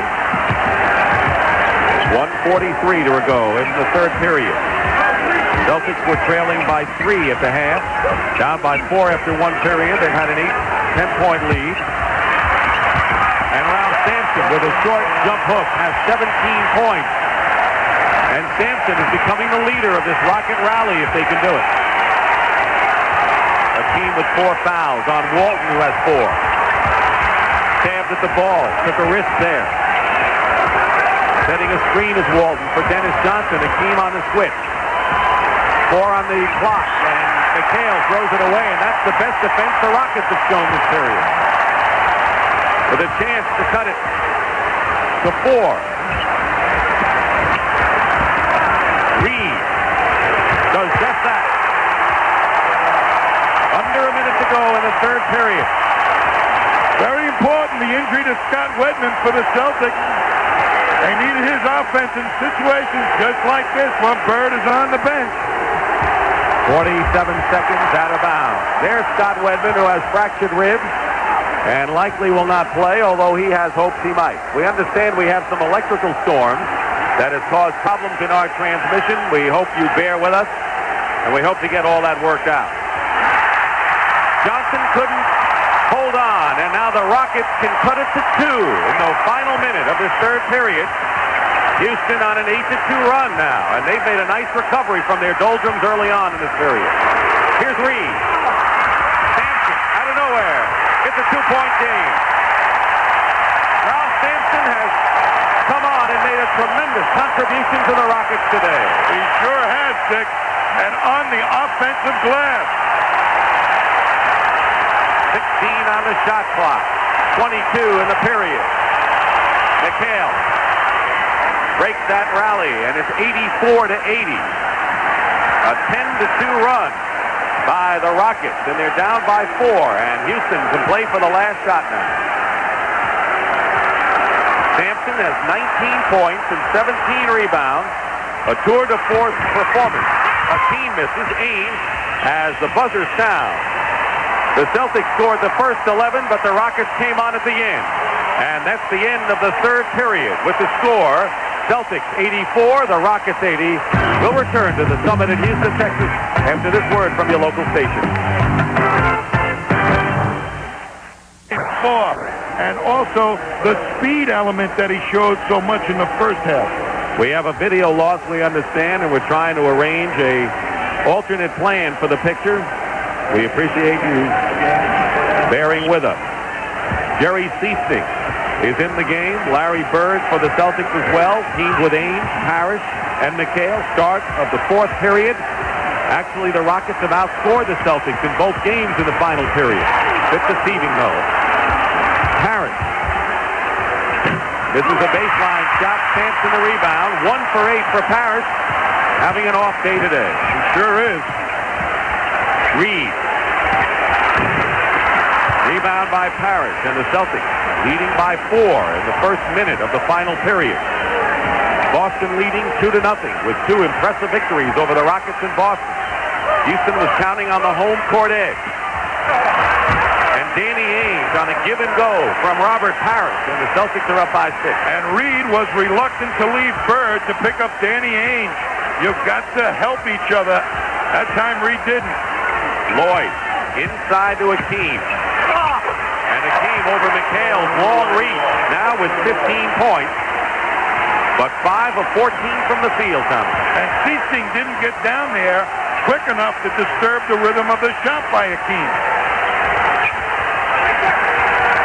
Seasting looking to Bird, and Bird is held by Robert Reed, and that's the first foul of this fourth period. Larry Bird will inbound from the side. Electrical storm has taken away our video, and now Sampson fighting McHale on the pass from Bird inside, and Sampson and McHale push each other, and Ralph goes over to Kevin. Ralph still talking to Kevin, and Kevin. And in a minute, Dick, the official is going to really have a strong talking to the Sampson and may call another one on him. Sampson has 3. They go low into McHale. Fake turnaround. Air ball and an offensive foul called against Kevin McHale. The crowd loving it here in Houston. McHale with his 3rd foul, and the Rockets down by 4. 10:38 remaining in the fourth period. Level bringing the ball up on the left sideline. Guarded by Seasting. We'll give you a radio play-by-play till the picture is back. Swinging around to Lloyd. Looking for Sampson. Level. Top of the key. Stops his dribble into the left corner. Robert Reed, a 25-footer. And and it's 86-84. They beat the doubling defense that time of the Celtics. They moved the ball beautifully to get the open shot. Easting guarded by Level at the top. Coming out up high is McHale, guarded by Sampson. 7-4 in his face. Bird looking for Parrish to the right of the basket. In the lane, goes up, fake, and the ball goes off the rim. Parrish again with a reverse layup is good, and the Celtics come right back with under 10 minutes to go, leading by 4. Level telling the Rockets to settle down. Let's set it up. Looking for Keene. Double team with Ceasing. Level gets it back. It's a jump. This is a jump shot. There's Olajuwon spinning around with a jumper no good. Bird the rebound. Into the hands of McHale, and now Bird brings it up. They've got Olajuwon shooting more of those fallaways than the strong go-to-the-basket move. Parrish working against the Keene. Out to Bird, up on high. Left to the key, McHale. One dribble, jump shot is good. And with 9:18 to go, the Celtics are up by 6. 90-84. Sampson and a Keene.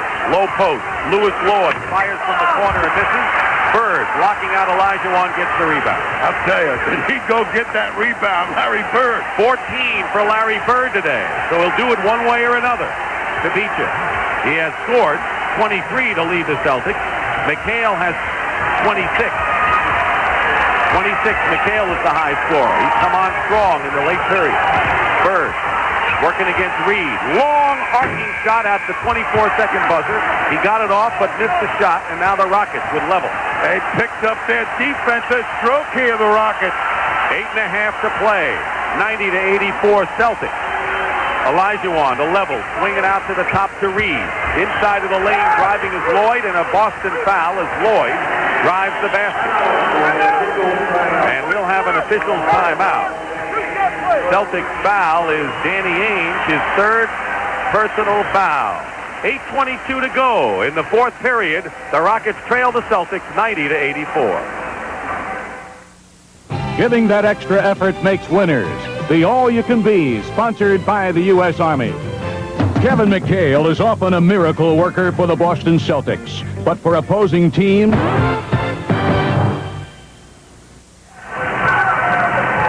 Dick Stockton and Tommy Heinsohn, aware of the fact that because of an electrical storm, you do not have video. We're trying to work an alternate way for you to get the picture. As soon as we can do it, you'll get the picture. But Tommy, we're a 6-point Boston lead, 8:22 to go. They seem to be going back, trading baskets at this point. What are your views? I think what the Rockets have done is start to stiffen their defense a little bit. The Celtics normally can get a good shot when they want it. They have not been able to the last couple of trips up the court. They've been under the gun before the 24-second clock to get a shot off. And even before then, they're not gotten a good shot. Sampson has 19. Olajuwon 15, but Robert Reed hitting well from outside has 20 points to lead the Rockets. All 5 of their starters are in double figures. McRae with 12. McHale has 26, Bird 23, and Dennis Johnson 18 to lead Boston. Lewis Lloyd is on the line. He'll be shooting 2. Well, they use Lewis Lloyd on the catch and go, coming off a pick, and when he gets the ball on the move, that makes him doubly dangerous, Dick. First free throw misses off the front rim. Danny Ainge committed the foul, his third. Houston shooting 36% from the field this half. They had a 3-point lead at halftime. We're down by 10 and now trail by 5 as Lloyd makes 1 out of 2, 90-85. Ainge brings it up quickly on the left sideline, shadowed by Level. McHale setting a pick, right side. They go to the right low. Working his way in is Bird, out to Dennis Johnson. Reed bumping Bird. Turnaround, Larry Bird, 18-footer misses. Olajuwon the rebound. Outlets to Level. Celtics getting back quickly on defense. Level pulls up left to the key and hits the jumper. It's 90-87 in favor of Boston. 7:55 on the clock. They are faking double teams at Larry Bird. They've got him thinking instead of the other way around. Dennis Johnson on the right side goes to Bird. Pecking at the ball is Robert Reed. Pass to the left side to Danny Ainge, who hits a big jumper. Ainge with 11 points in the ball game, and it's 92-87. 7.5 to go. Well, they get right that time on a double team. Danny Ainge wide open. Larry Bird has a triple-double today. Double figures in points, rebounds, and assists. Olajuwon going up inside, gets the basket, 17 for Akeem. And it's 92-89 again. Houston trying to hang in there. That was the first strong move to the hoop that Akeem's made in better part of this game. Low to Parrish on the right side. Turnaround over Akeem and a one-hander by Robert Parrish with 6 points in the game. Largely has been doing a disappearing act, but playing a little bit better off the board. That'll help his confidence, Parrish. It'll make him bang a little bit more and run a little harder. Sampson working against Parrish, goes up to the hook, missing. Olajuwon gets the rebound, dribbling in the lane. Open is level. Misses the jump shot from 18 feet. And the Celtics with a 5-point lead. Pass inside to Parrish, and he's fouled. Parrish was inside, beat the Rockets center Olajuwon down the court, and was foul going in. And the foul will be against Olajuwon, his 5th foul, with 6:29 to go. A big foul, timeout.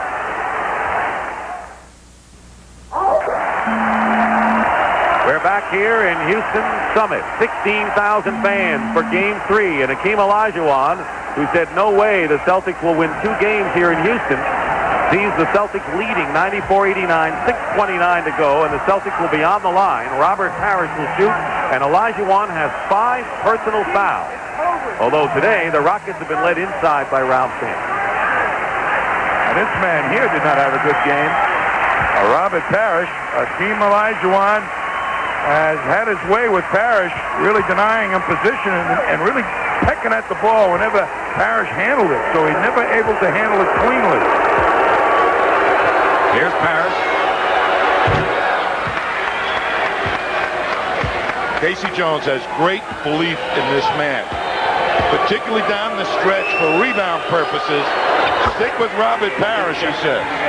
And, of course, he can run the court with any center in the league, and you saw him do just that and get the foul by Olajuwon, a big one.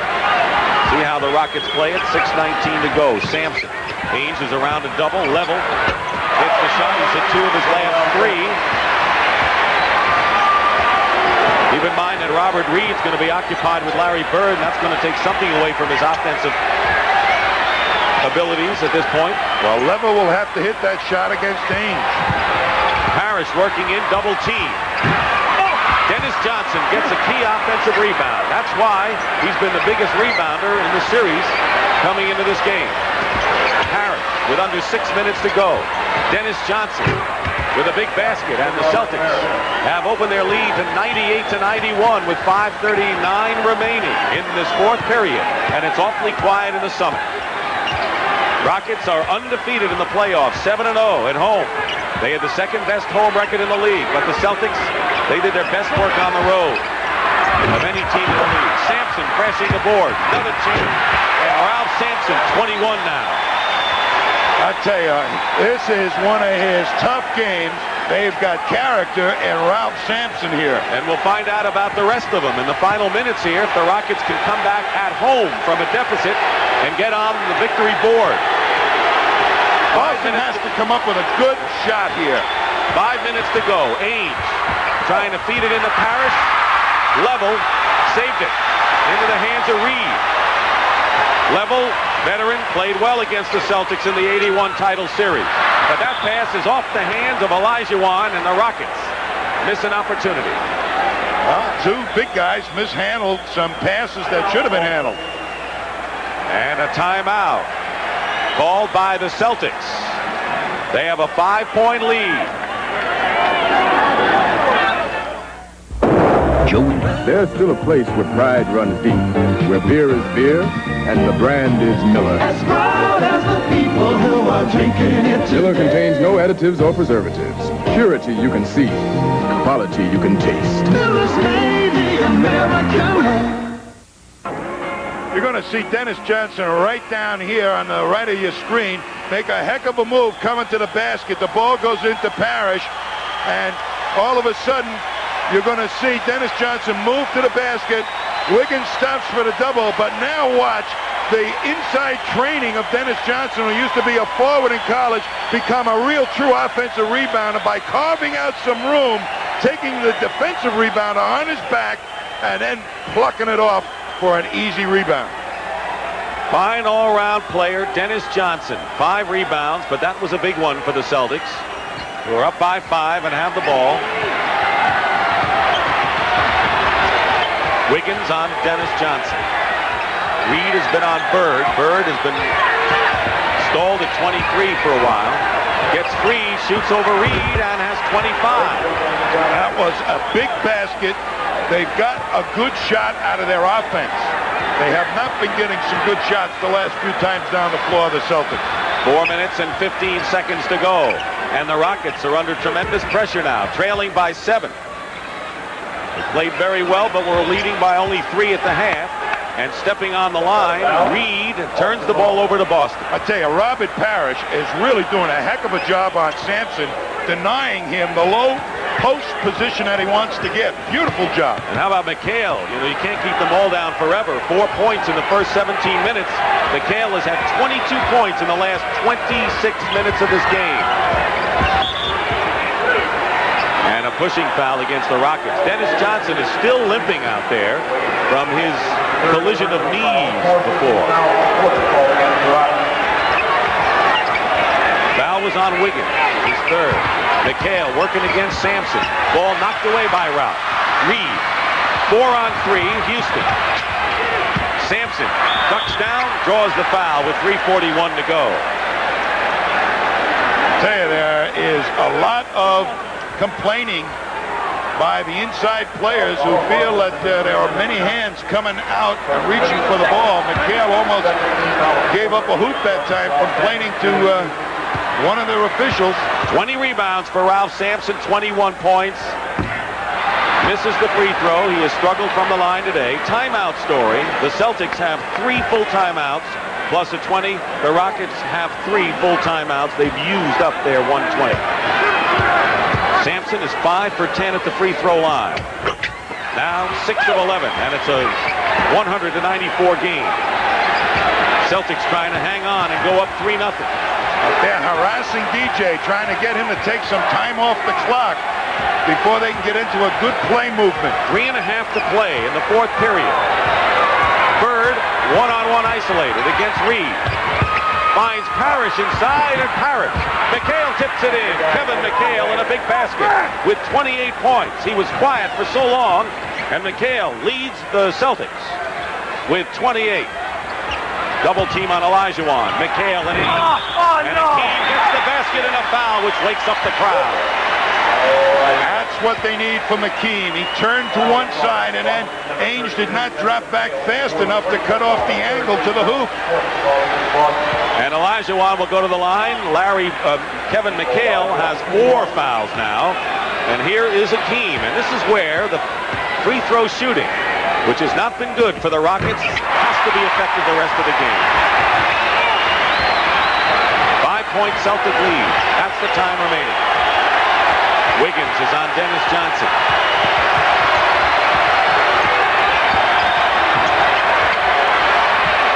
10 on the clock. Having problems. And a 20-second timeout, and that was alert, smart play by Dennis Johnson. That was limping still is DJ. That was great alert play by Dennis Johnson after the Rockets have played sensational defense. Game 4 coming up Tuesday night at 9 o'clock Eastern time here at the Summit. And our special guests joining Brent Musburger will be the Doctor, Julius Erving, and Moses Malone, 2 members of the Philadelphia 76ers at the head. Here at the Summit, crowd in kind of watchful anticipation, Tommy. 102-97, the Celtics lead with 2:50 to go in the 4th period.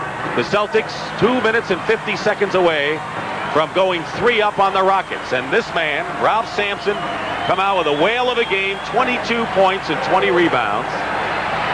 Well, this is the part of the game you normally go to your big guys. Olajuwon has started to get his game together. The Celtics will probably try to go to McHale a little bit. Johnson's pass intercepted by Sampson.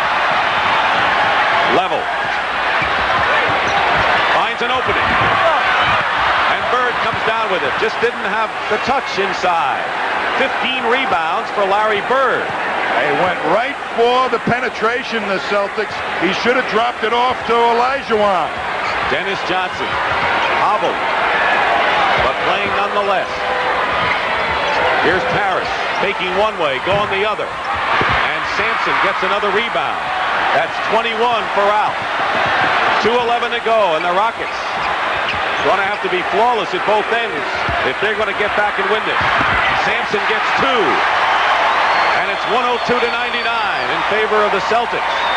Boy, what a turnabout for Ralph Sampson today. I'll tell you, he got great position against McHale. And the Celtics will be in no hurry to get things going.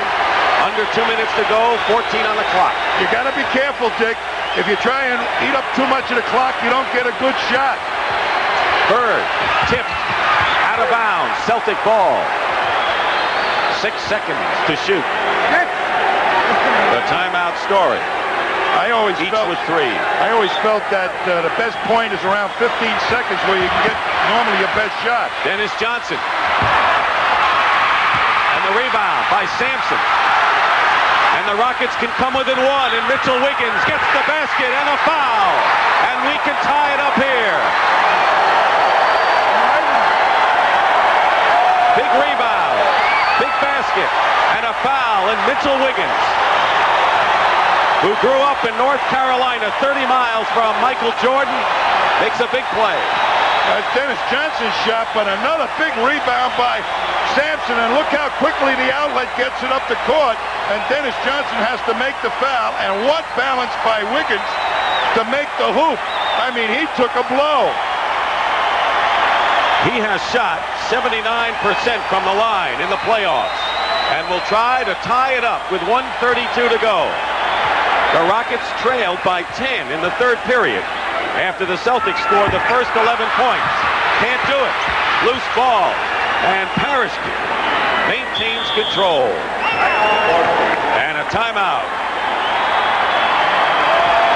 Celtics have 2 timeouts remaining.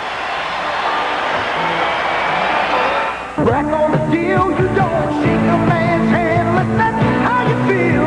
The best way to show you mean what you say is man to man, the American way. Miller's made the American way, born and brewed in the USA. Miller contains no additives or preservatives. Purity you can see, quality you can taste. Miller's made the American way. Rockets are trying to gain an advantage at home, knowing that they have 3 home games to work with. Trailing the Celtics 2-0. But Tommy Heinsohn, they have had to work long and hard in this game just to stay within range over the Celtics, who have a 1-point lead after Wiggins missed from the line with 1:26 to go. Well, they certainly have proof, Dick, that they belong in the finals the way they've hung in here. Very difficult to beat Boston up in Boston. And Boston a tough road team, but they've showed their mettle here this afternoon, these Rockets. Celtics led 102 to 94 with 3.5 minutes to go. The Rockets have scored 7 straight points. But Boston has the ball in the lead. This is a must situation. A good shot. And not worry about the clock too much. And for Houston, Larry Bird going up with a runner. Short. Akeem gets the rebound. And a foul is called. Larry Bird gets up and finds out the foul has been called on him. And that'll be number 4 on him. Here's Bird. He comes off the pick and roll. He gets the shot off cleanly. Now Olajuwon makes a clean rebound. And Bird gives it the big acting job, quite frankly. I think just a little bit. Looked like he didn't get hit, but I guess he did. These are big free throws right now by Olajuwon, who ties the game. The Rocket free throw shooting has been subpar. But today, Akeem is 8 out of 9 from the line, and Houston leads by 1. Celtics have 2 timeouts left. Larry Bird is only 10 of 26 from the field. This type of win by the Rockets could really give their confidence going so that they might be able to take all 3 down here. But they're not free and clear at all. Bird to Danny Ainge. And the Celtics lead with 45 seconds to go. 104 to 103, and Bill Fitch calls a timeout.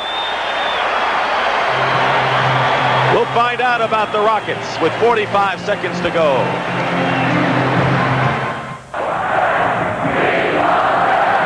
The Celtics lead by 1 with 45 seconds to go, and so we're going to have changes of possession. Houston will get the ball back, and now Bill Fitch likely would go to the big guys, but how will that evolve? Well, I think Boston's very aware that they've got 2 guys to go to in a low post, and somebody will, one of the Boston guards, or maybe both of them, will be down doubling. I think what Bill Fitch was saying, be alert to the double and try and find the open guy. It may end up where a guard may have to make this shot. That means level or read, in case it goes that way. And Wiggins is in there, too, so Reed at the forward. They got some good outside shooters once it gets in.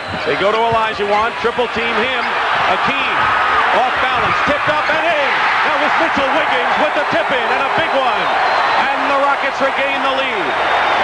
27 seconds and 19 on the shot clock. Total disdain for the double team by Olajuwon that time. And Wiggins made up for the missed free throw on the three-point play. That could have tied it. 15, 8 on the clock.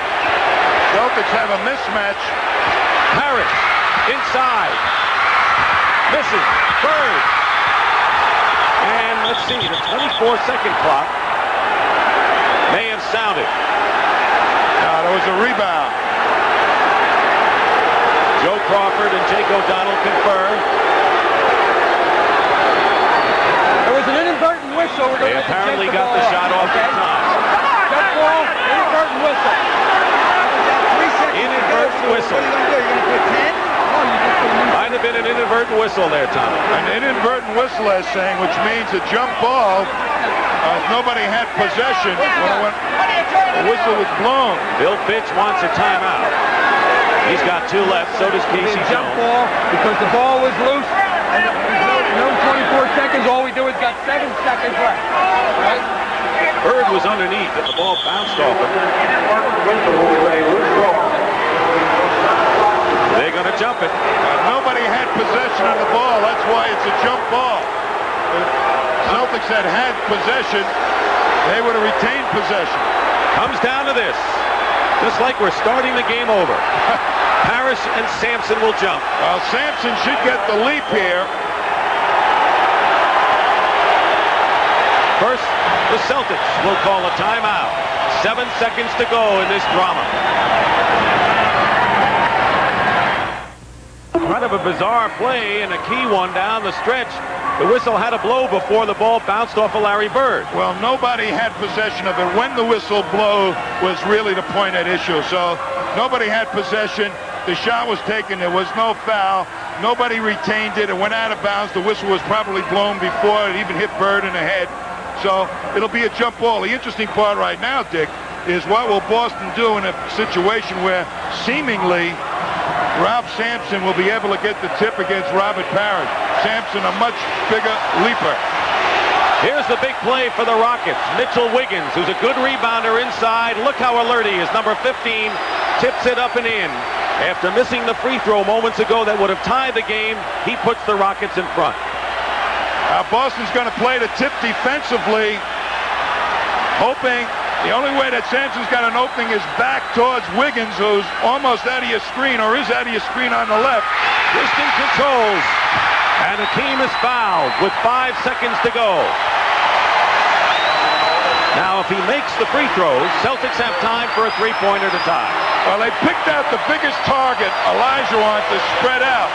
They had it lined up that they could have tipped all the way back, but not a bad move as Olajuwon really can jump and spread. It worked. He's 8 for 9 from the free throw line. Celtics.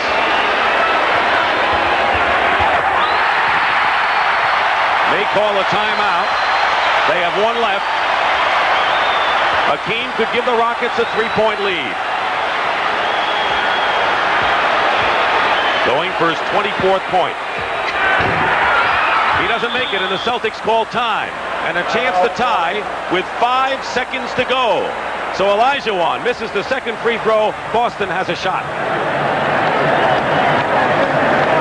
to set up a play that they hope will either win with a three-point shot or tie it up with 5 seconds to go. The Rockets, with a great comeback, Tommy, have outscored the Celtics 12-2 in the last 3 minutes and 15 seconds. You know, it's awfully difficult to eat up the clock in professional basketball. You try to run it down too close to 24, you usually end up with a bad shot, and that's what I think happened with the Celtics. Plus, some very good defense by the Rockets. What the Celtics have to do right now, Dick, is go for the two-pointer, I think. But they're just cagey enough. They're keeping their big people in there, so they probably will look inside first. If it's not there, kick it back out. And a guy who can hit a three-pointer is the man you just saw, Larry Bird, who came into the game 3 out of 7 from that range. Wiggins will press. Dennis Johnson will inbound. 5 seconds to go. Rockets lead by 2. Celtics out of timeouts. Harris. Dennis Johnson, he stepped on the line. The Celtics stepped on the line and turned it over. And the Houston Rockets snuff out the Celtics and win for the first time in the NBA Finals.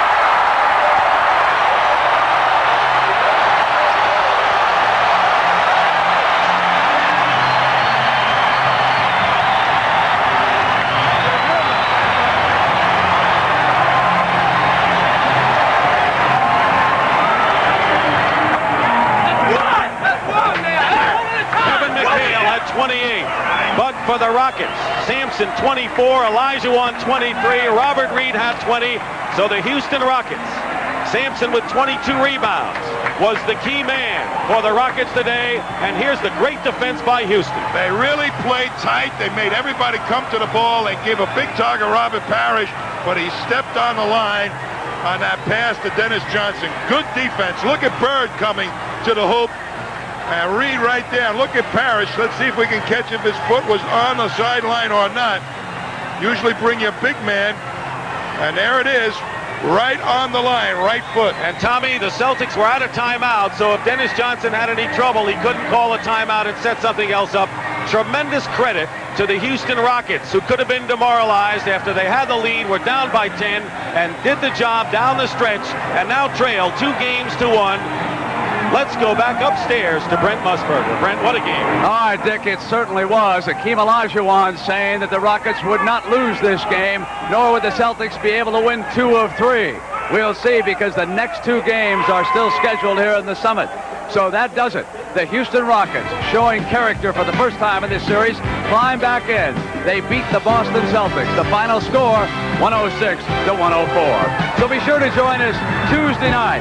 It will be Game 4 of this series from the Summit in Houston, Texas, starting at 9 p.m. Eastern Time. Will the Rockets make it 2-0, or will the Celtics open up a 3-1 lead? We'll find out on Tuesday night. The NBA on CBS has been a presentation